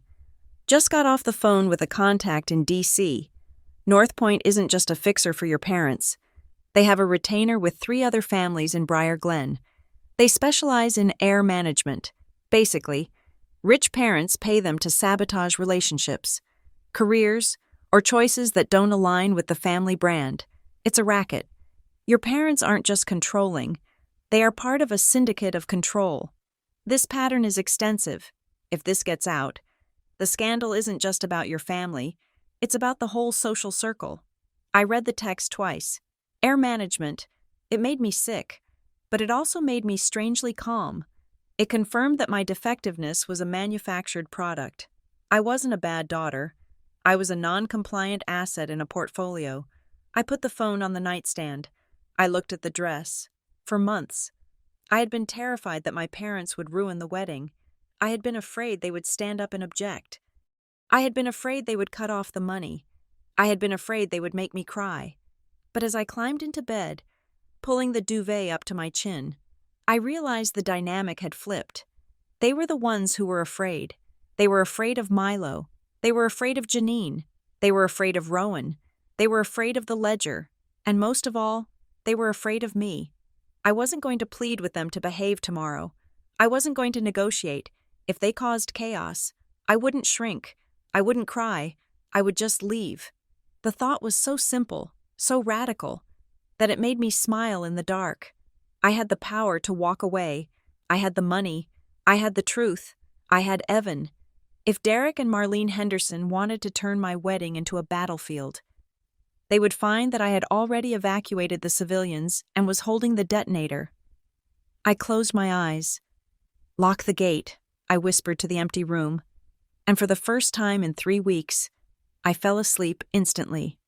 The sun rose over Briar Glen with a crisp, unapologetic brightness that felt like a benediction. The storm from the night before had scrubbed the sky clean, leaving behind a pale, vibrant blue that made the autumn leaves look like they were burning with inner light. I sat in the bridal suite of the mill house, a converted textile mill with high beams and windows that stretched from the floor to the ceiling. It was 10 in the morning, in the movies. This is the part where the bride is hyperventilating into a paper bag while her mother critiques her eyeliner. In my imagination, honed by 3 decades of living in the Henderson household, this hour was supposed to be a minefield of passive-aggressive comments about my weight, my hair, and my choice of lipstick, but my mother wasn't there. Instead, Tessa was steaming my veil, humming a song from our college road trip playlist. My other bridesmaid, Sarah, was eating a bagel and laughing at a text message. The room smelled of lavender and coffee. "You are staring at the wall," Tessa said, pausing with the steamer. "Cold feet?" "No," I said, turning to look at her. "I am just listening." "To what?" "To the lack of screaming," I said. "To the lack of negotiation." It was a revelation. I realized that for my entire life, I had equated love with anxiety. I thought that if you weren't constantly managing someone's emotions, you weren't really connected to them. But here, in this room, there was just steady, boring, wonderful support. I didn't have to perform. I didn't have to defend my choices. I just had to put on a dress. "It is weird, isn't it?" Sarah asked, wiping a crumb from her lip. "When you finally stop waiting for the other shoe to drop, and you realize you are the one wearing the shoes." "It is weird," I agreed. "It is the best feeling in the world." I stood up and walked to the window. Down below, in the courtyard, I could see the staff setting up the ceremony chairs. They were wooden, dark and simple, arranging them in concentric semicircles rather than the rigid straight lines of a church. I saw a black SUV pull up to the venue gates. A security guard, a large man in a dark suit whom I had hired personally, stepped out of the guard booth. He held a clipboard. He didn't wave the car through. He stopped it. He leaned down. He checked the list. I watched as the window rolled down. I couldn't see the faces, but I knew who was inside. The car sat there for a long time, 30 seconds, 45 seconds, then the gate opened. "They are here," I whispered. "Let them be here," Tessa said, coming up behind me and zipping up the garment bag containing my dress. "They are just guests, Lil. They are just two people with invitations. They are not the main characters." Derek and Marlene Henderson did not enter a room. They invaded it. I wasn't downstairs to see it, but Rowan Pierce told me later. She was positioned near the entrance, leaning against a pillar, blending in with the crowd while keeping a sharp eye on the perimeter. My parents walked through the heavy oak doors of the mill house with their chins held high, radiating a brittle, defensive confidence. My father was wearing a morning suit that was slightly too formal for the venue, a silent protest against the rustic setting.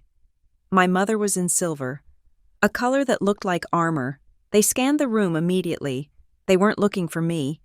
They were looking for their territory. They were looking for the senator's wife, for the board members, for the people who reinforced their status. Instead, their eyes landed on the front row. They stopped. It was a physical halt, as if they had walked into a glass wall. Seated in the third seat from the aisle was Janine Caldwell. She was wearing a vibrant emerald blazer, looking successful and unbothered. She saw them. She didn't look away. She offered a small, polite nod, the kind you give to a stranger you have no intention of knowing. My mother's hand went to her throat. Then, my father's gaze drifted to the left. Milo Grant was there. He was laughing at something the person next to him had said. He looked healthy. He looked happy. He looked completely unafraid. When he sensed my father's stare, he turned. He didn't smile. He just held the gaze, steady and calm, until my father was the one who had to look away. But the final blow, the one I hadn't even fully anticipated, was seated in the second row. On the bride's side, Elaine Harrow. Elaine was a woman my mother had been inseparable from 15 years ago. They had been the queens of the North Point charity circuit. Then, abruptly, Elaine had vanished from our lives. My mother had told me Elaine had gone crazy and moved to the coast, but there she was, silver-haired, elegant, wearing a simple navy dress, sitting next to one of my high school teachers. Rowan said my mother actually stumbled. She grabbed my father's arm to steady herself. "Elaine," she whispered, loud enough for the usher to hear. Elaine looked up. Her expression wasn't angry. It was filled with a profound, distant pity. She didn't wave. She didn't come over to say hello. She just turned back to her conversation. The message was clear. The containment wall my parents had built around their lives, the wall that kept their secrets in and their victims out, had been breached.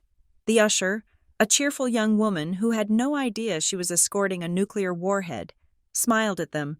"Mr. and Mrs. Henderson, right this way. You are in the front row." They had no choice. They couldn't leave. The senator's wife was watching. The town was watching.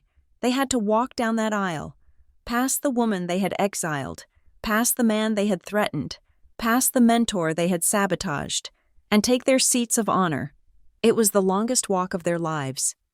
The music started at 4 o'clock. It wasn't the wedding march. It was a cello cover of a song Evan and I loved, something low and resonant that filled the high ceilings of the mill. I stood at the back of the room with my father.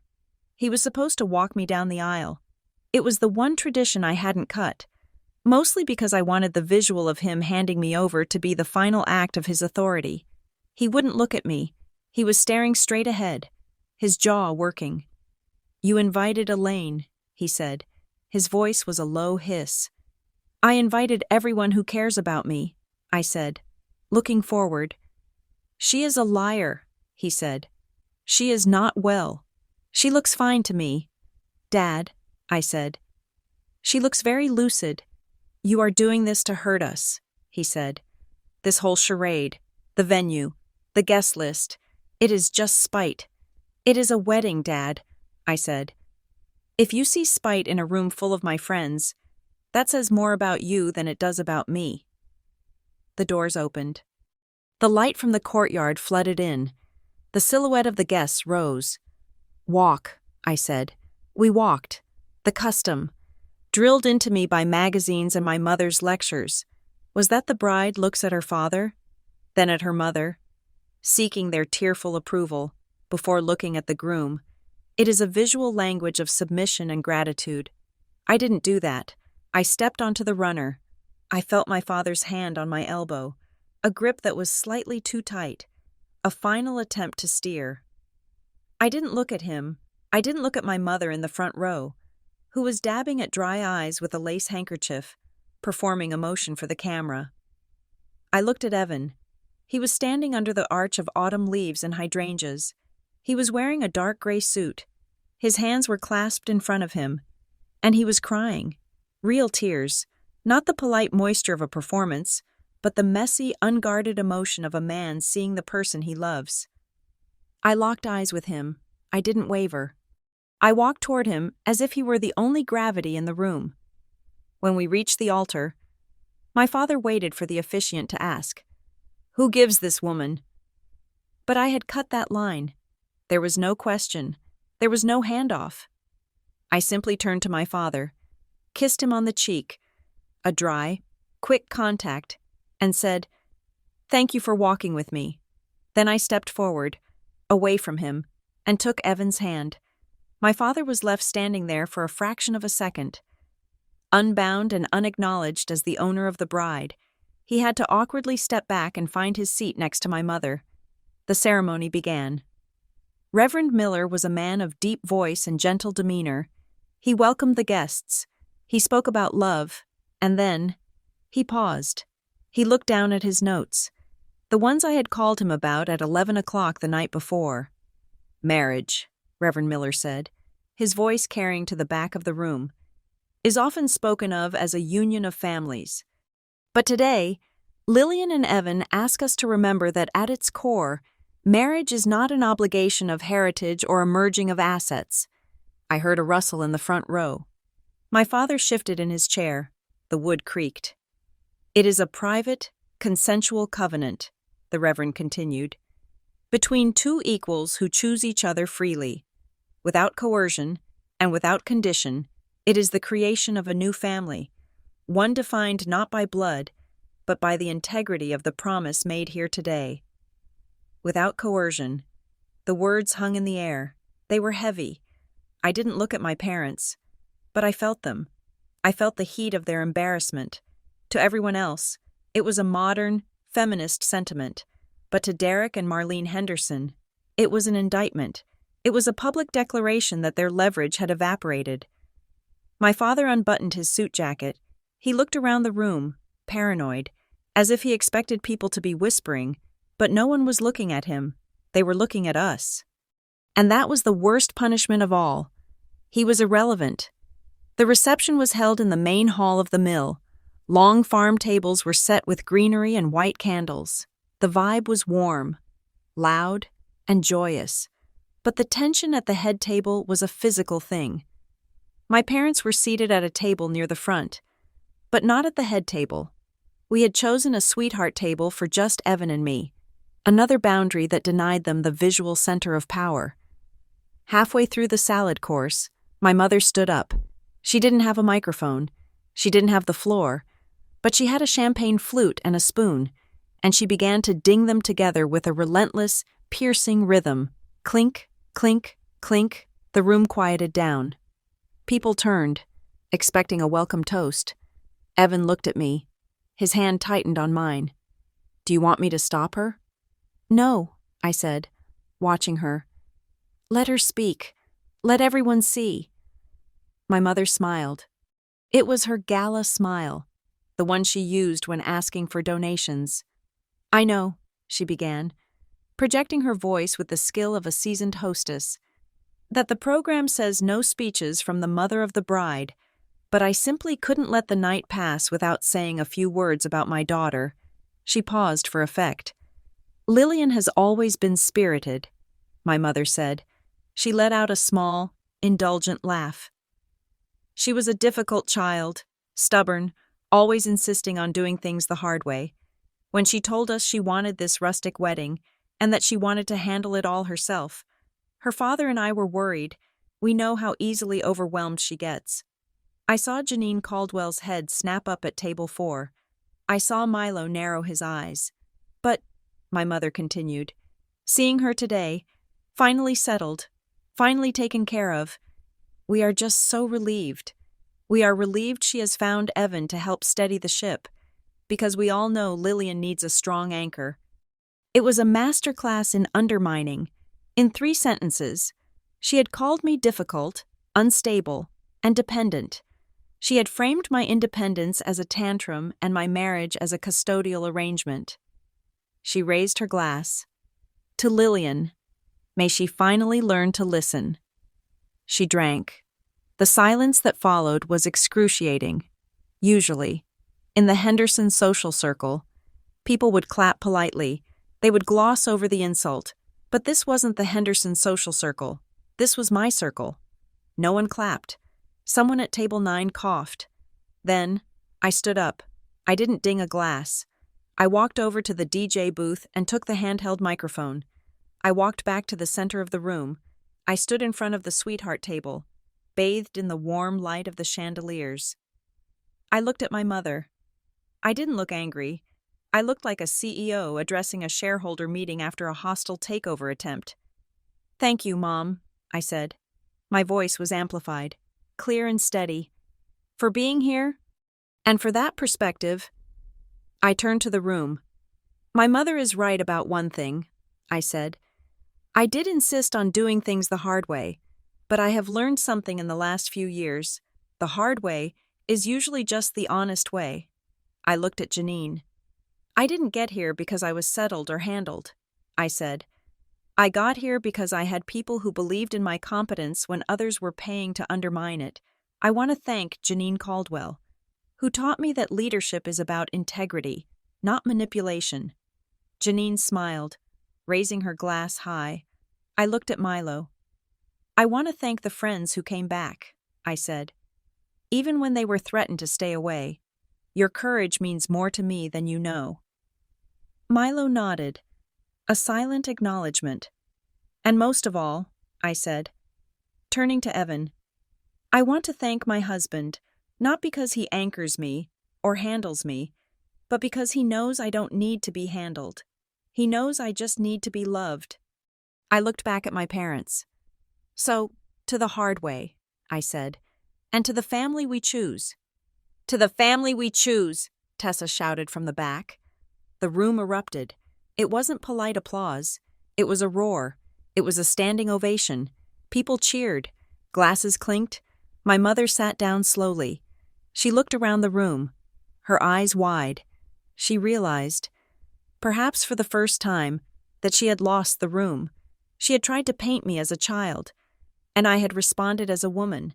The contrast made her look petty. It made her look cruel. 20 minutes later, I was standing near the dessert table, taking a moment to breathe, when I felt a hand on my arm. It was Elaine Harrow, up close. She looked older than I remembered. Her eyes were framed by deep lines, but they were kind. "Lillian," she said. "Elaine," I said. "I am so glad you came. I wasn't sure if you would." "I almost didn't," she admitted. "I didn't want to cause a scene, but then I thought, if Lillian is brave enough to invite me, I should be brave enough to show up." She looked over her shoulder at my parents, who were sitting alone at their table, picking at their food. No one was talking to them. They were isolated in a room of 200 people. "I need to tell you something," Elaine said, "about why I left." "You don't have to," I said. "I know my mother can be difficult." "It wasn't just that she was difficult," Elaine said. She lowered her voice. "It was about you." My stomach tightened. "Me?" 10 years ago, Elaine said. "Right after you graduated college. Do you remember when you wanted to move to New York? You had that internship lined up at the magazine?" "Yes," I said. "I didn't go. Mom said it wasn't safe. She said I wasn't ready." "She came to me," Elaine said. "She had a document. She called it a concern report. She wanted to file it with the internship program's HR department. It claimed that you had had a breakdown senior year. She wanted me to co-sign it as a family friend to give it credibility." I felt the blood leave my head. She wanted you to sign a fake report saying I was mentally ill? To stop me from taking an internship? She said it was for your own good, Elaine said. She said New York would eat you alive. She said she needed to keep you close to stabilize you. I told her it was insane. I told her it was abuse. I refused to sign it. Elaine's eyes filled with tears. She told me that if I didn't sign it, she would destroy my husband's reputation on the club board. She threatened to expose his gambling debt. I still refused. And she did it. She ruined him. Lillian, we had to move. We lost everything. I stared at her. The cruelty was so vast, so calculated. It wasn't just about controlling me. It was about punishing anyone who refused to help them control me. I am so sorry, I whispered. Elaine, I am so sorry. It wasn't your fault, Elaine said fiercely. But I wanted you to know. It isn't just wedding stress. It is a pattern. They punish autonomy. It is what they do. I looked across the room at my parents. They looked so small now. They weren't monsters under the bed. They were just sad, vicious people who had built a kingdom out of fear because they didn't know how to build one out of love. The grief hit me then. But it wasn't the muddy, confusing grief of my childhood. It was clean. It was sharp. It was the grief of amputation. Painful, but necessary to stop the rot. Thank you for telling me, I said. The night ended not with a bang, but with a whimper. The band was playing the last song. Guests were grabbing their coats. I was standing by the door, saying goodbyes. My parents approached. They had their coats on. They looked exhausted. My mother wouldn't look at me. She walked past me to the door, her head down, clutching her purse like a shield. My father stopped. He stood in front of me. He was still tall, still imposing, but his eyes were bloodshot. The charm was gone. The concerned father mask was gone. There was only the cold, hard face of a man who had been beaten. You think you have won, he said. His voice was very quiet, meant only for me. It wasn't a game. Dad, I said. It was a wedding. You humiliated us, he said. Inviting those people, that speech, the vow. You made us look like fools. You made yourselves look like fools, I said. I just turned on the lights. He stepped closer. He leaned in, invading my space one last time. You are feeling very brave tonight, he hissed. But the wedding is one day, tomorrow. You have a life to live. You have a career. You have a reputation. I do, I said. I can still make calls.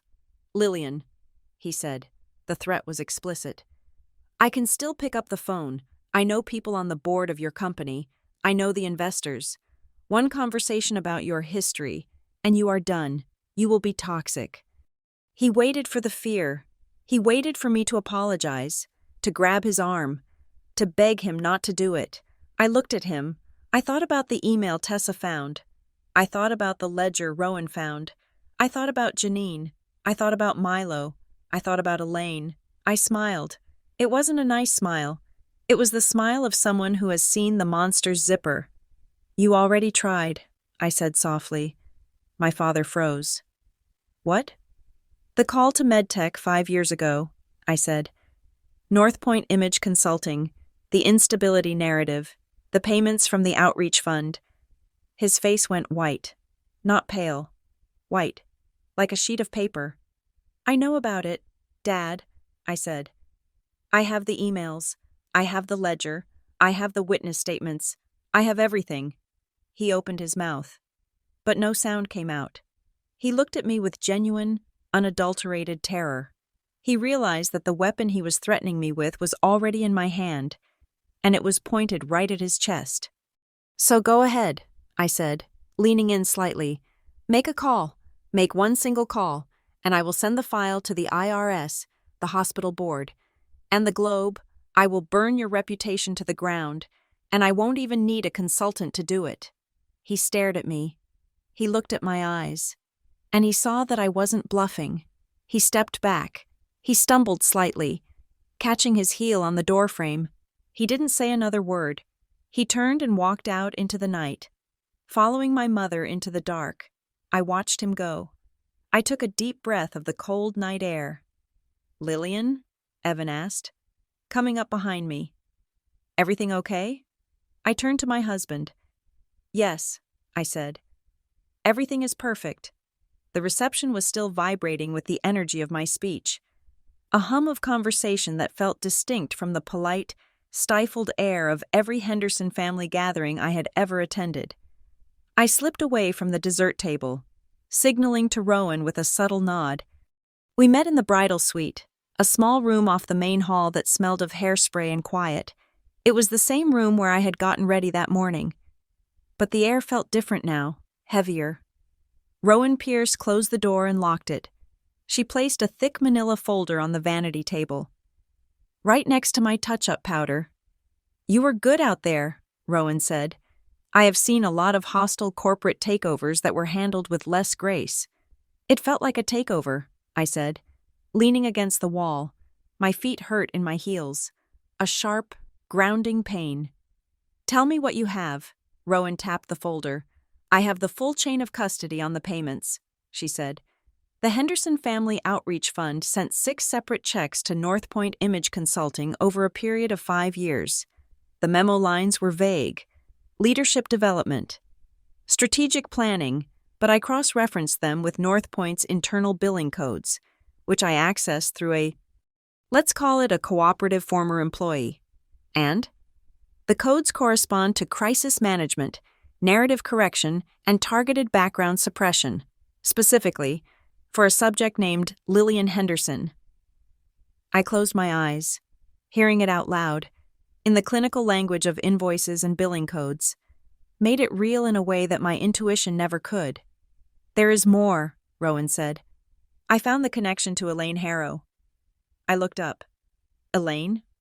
Your mother didn't just threaten Elaine's husband. She used the outreach fund to hire a forensic accountant to dig up dirt on him. They didn't just stumble upon his gambling debt. They went looking for it. They weaponized it. And when Elaine refused to sign that report about you, they leaked the debt to the club board anonymously. They used charity money to destroy a family because Elaine wouldn't lie about my mental health," I said. My voice sounded hollow. "Yes," Rowan said. "It is a pattern. Lillian, it is systematic. It is racketeer-influenced and corrupt organizations act territory, if you squint hard enough at the tax fraud. But mostly, it is just cruel." She pushed the folder toward me. "You have enough here to bury them," Rowan said. "If you hand this to the district attorney, or even just the IRS, your father will spend the rest of his life in court. Your mother will be a social pariah. The Henderson name will be mud." I looked at the folder. It was just paper, but inside was the architecture of my pain. "Do you want me to release it?" Rowan asked. I thought about it. I thought about the satisfaction of seeing my father in handcuffs. I thought about the vindication. But then I thought about the wedding. I thought about Evan, dancing with his niece out in the hall. I thought about the life we were trying to build, a life defined by creation, not destruction. If I released this now, tonight, I would be dragging the toxicity of the Henderson legacy into my marriage on day 1. I would be making my wedding about them. "No," I said. Rowan looked surprised. "No? Not tonight," I said. "And maybe not ever publicly. I don't want to be the daughter who destroyed her family for sport. I just want to be free." I picked up the folder. It felt heavy. "I am keeping this," I said. "It is my insurance policy.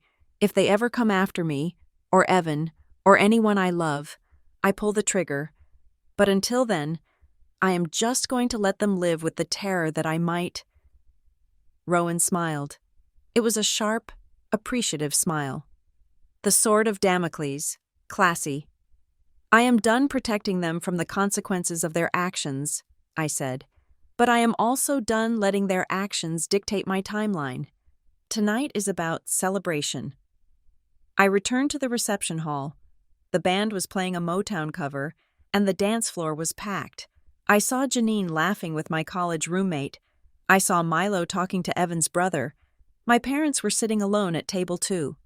They were untouched islands in the sea of joy. My father was staring at his phone, scrolling aimlessly. My mother was picking at a napkin, shredding it into tiny white confetti. They looked small. They looked irrelevant. I walked to the microphone stand one last time. The music faded as the band leader saw me approach.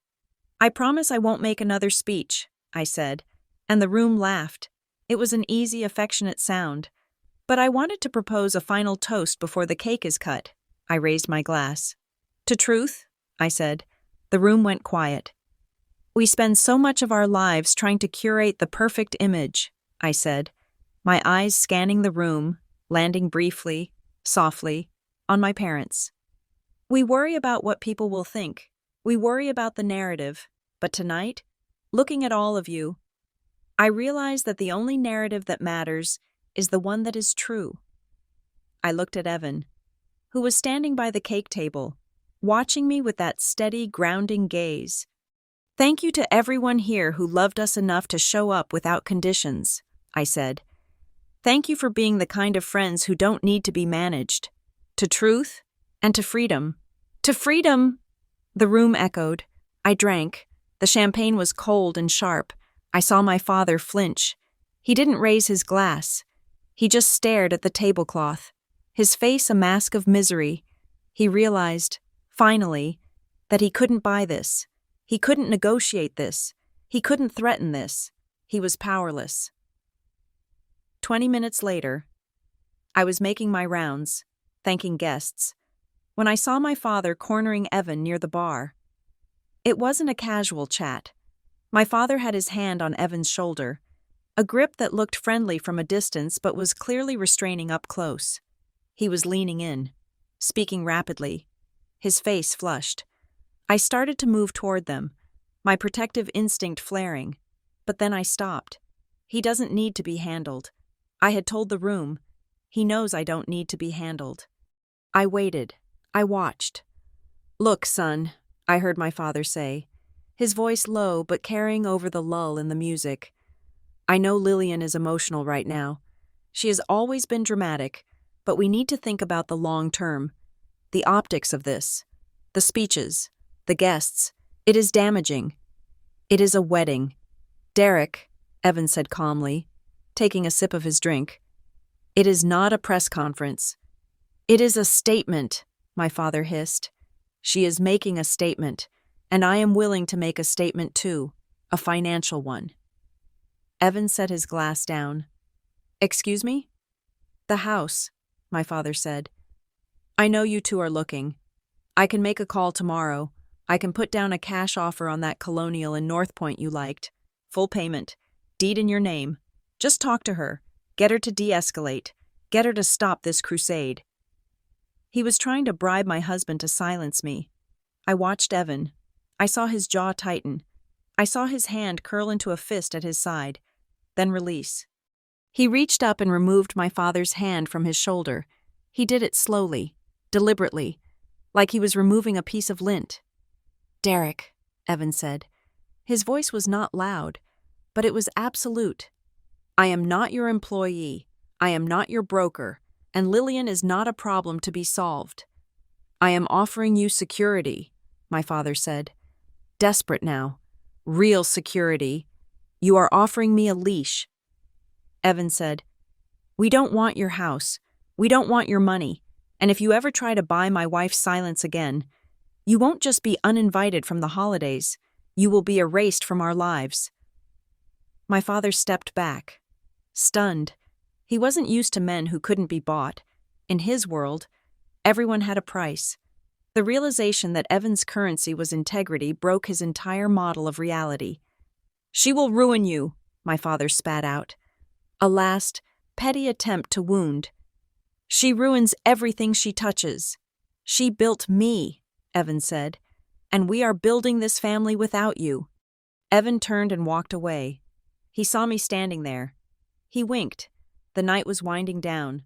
The shuttle buses were idling outside. I was standing near the coat check, saying goodbye to Janine. When my mother appeared, she looked frantic. Her hair, usually lacquered into submission, was coming loose at the nape of her neck. Her eyes were wide and wet. "Lillian," she said, grabbing my arm. Her grip was painful. "Mom," I said, pulling my arm away gently but firmly. "Don't grab me." "We are leaving," she said. "We are leaving before we are humiliated any further." "Okay," I said. "Drive safe." "Is that all you have to say?" she demanded. Her voice rose, cracking with hysteria. "After everything? After the tuition? The cars? The down payments? We gave you everything. Lillian, we gave you a perfect life." "You gave me a script," I said. "We loved you," she cried. "We just wanted you to be safe, to be successful. And you repay us by inviting her? By inviting him? By parading our mistakes in front of the whole town?" "I didn't invite your mistakes, Mom," I said. "I invited my truth. The fact that you see them as mistakes is the problem."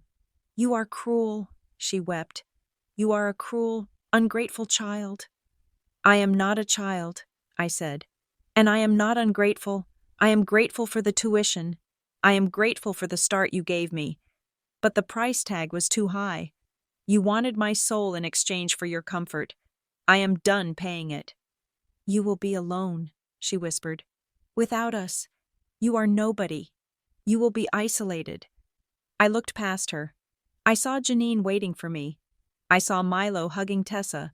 I saw Rowan giving me a thumbs up from the door. I saw Elaine Harrow talking to my Aunt Margaret, who was nodding sympathetically. "Look around, Mom," I said. "I have never been less isolated in my life." My mother looked. She saw the circle of support I had built. Not bought, built. She saw that the threat of isolation was the only weapon she had left, and it was a blank. She made a sound, a small, choked noise of despair, and turned away. But the night wasn't quite done with us. As my parents moved toward the exit, they had to pass a small cluster of people near the gift table. Elaine Harrow was there, speaking with Mrs. Higgins, a prominent member of the garden club, and two other women from my mother's social circle. Elaine wasn't shouting. She was speaking in a low, steady voice. "I just didn't want to sign it." I heard Elaine say, "It was a false report. Marlene told me if I didn't help her commit my friend's daughter, she would release my husband's financial records, and she did." Mrs. Higgins gasped. "She did that? I remember when Bob resigned, we thought it was health issues." "It was blackmail," Elaine said simply. "It was the Henderson Outreach Fund." "My God," Mrs. Higgins whispered. "You know when my son wanted to drop out of law school? Derek called the dean. I never knew why the dean threatened to expel him if he didn't finish the semester. I always wondered." The dots were connecting. The Whisper Network, which had protected my parents for decades, was turning. The silence was breaking. My father heard it. He stopped. He turned toward the group. "Be quiet," he snapped. The women looked at him. They didn't look deferential anymore. They looked at him like he was something unpleasant on the bottom of a shoe. "Excuse me, Derek?" Mrs. Higgins said, arching an eyebrow. "You are spreading slander," my father said, his voice shaking with rage. "Lies. I will sue you. I will sue every single one of you for defamation." He looked at Elaine. "And you broke a confidentiality agreement. I never signed one." "Derek," Elaine said calmly. "Remember? That was the problem." "I will ruin you," my father shouted. He was losing it now. The facade was gone. He was just a bully in a tuxedo, screaming at women in a wedding venue. "I will have my lawyers on you by Monday morning. I will take your house." "Mr. Henderson," a cool voice cut through the shouting. Rowan Pierce stepped out from the shadows. She walked into the circle of light. She didn't look intimidated. She looked bored. "Who are you?" my father demanded. "Rowan Pierce," she said. "Private investigator, retained by Lillian Henderson." My father froze. "Investigator?" "I have been documenting the evening," Rowan said, "and the past few weeks, and the financial records of your 501c3. She took a step closer to him. "You just threatened a lawsuit in front of 5 witnesses," Rowan said pleasantly. Would you like to continue this conversation? I can call the district attorney right now. I am sure he would be fascinated to hear about how you used charitable assets to fund a blackmail campaign against Mrs. Harrow. My father looked at Rowan. He looked at the women. He looked at me, standing 10 feet away, watching. He realized he was surrounded. Do you want to continue with counsel present? Rowan asked. Or would you like to leave?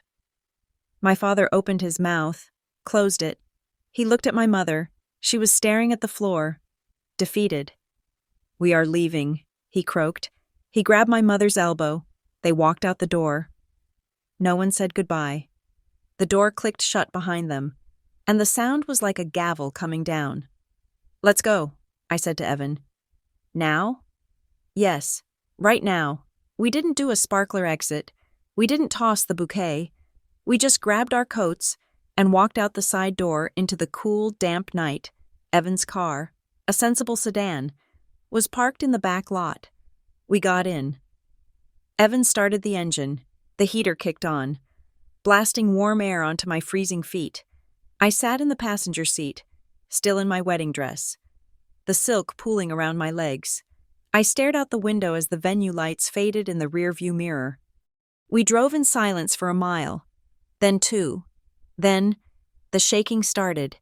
It began in my hands, then moved to my shoulders, then my whole body. It was the adrenaline crash. It was the sheer physical toll of standing up to the 2 people who had defined my reality for 33 years. I started to cry. It wasn't a pretty cry. It was a jagged, gasping sob that felt like it was tearing my chest open. I cried for the parents I wanted. I cried for the parents I had. I cried for Milo. I cried for Elaine. I cried for the girl I used to be. The one who checked seating charts and apologized for existing. Evan didn't try to stop me. He didn't tell me to hush. He didn't offer platitudes. He just reached over, took my hand, and held it tight. He drove the car steady and true through the dark streets of Briar Glen, letting me feel it all. You did it, he said softly, after a long time. I did, I choked out. You are free, Lil. I am free. We got back to the apartment. It was 1 a.m. We walked inside, leaving our shoes by the door. I went into the kitchen to get a glass of water. My phone, which I had left on the counter, blinked. 1 new voicemail. I stared at the light. I knew who it was. Don't listen to it, Evan said from the doorway. I have to, I said. One last time. I pressed play. My mother's voice filled the kitchen. It sounded small. It sounded unfamiliar. Stripped of all its pretension and power. It sounded like an old woman alone in a big house. Lillian, it is Mother. I just don't understand. We loved you. We only ever wanted the best. If you do this, if you walk away like this, you won't have a family. You hear me? You will be an orphan. Do not think you can come back when this falls apart. You won't have a family. The message ended. You won't have a family. I looked at Evan. He was leaning against the fridge, still in his suit, looking tired and handsome and kind. I thought about Janine. I thought about Tessa. I thought about Milo. I looked at the phone. I didn't delete the message.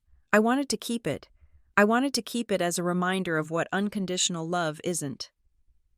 I opened my laptop, which was sitting on the island. I opened my email. I started a new draft. To Attorney General, Consumer Protection Division. Doctor. Sarah Bennett, therapist. Subject. Information regarding Henderson Family Outreach Fund / request for appointment. I stared at the blinking cursor. I had the power to hit send. I had the power to burn it all down. But looking at Evan, feeling the quiet safety of my own home, I realized I didn't need to burn them down to be free. I just needed to know that I could. I saved the draft. I closed the laptop. I turned to my husband. I have a family, I said. Evan smiled. Yes, you do. I took his hand, and we walked into the rest of our lives, leaving the phone, the voicemail, and the Hendersons in the dark kitchen behind us. Thank you so much for listening to Lillian's story. Stories like this, about breaking free from toxic family dynamics and reclaiming your own narrative, are hard to tell, but so important. I would love to hear from you. Where are you listening from? Have you ever had to set a boundary that felt impossible? Please share your thoughts in the comments below. And if you enjoyed this story, please subscribe to Revenge Stories for more tales of justice, resilience, and the quiet power of standing your ground. Until next time, take care of yourselves.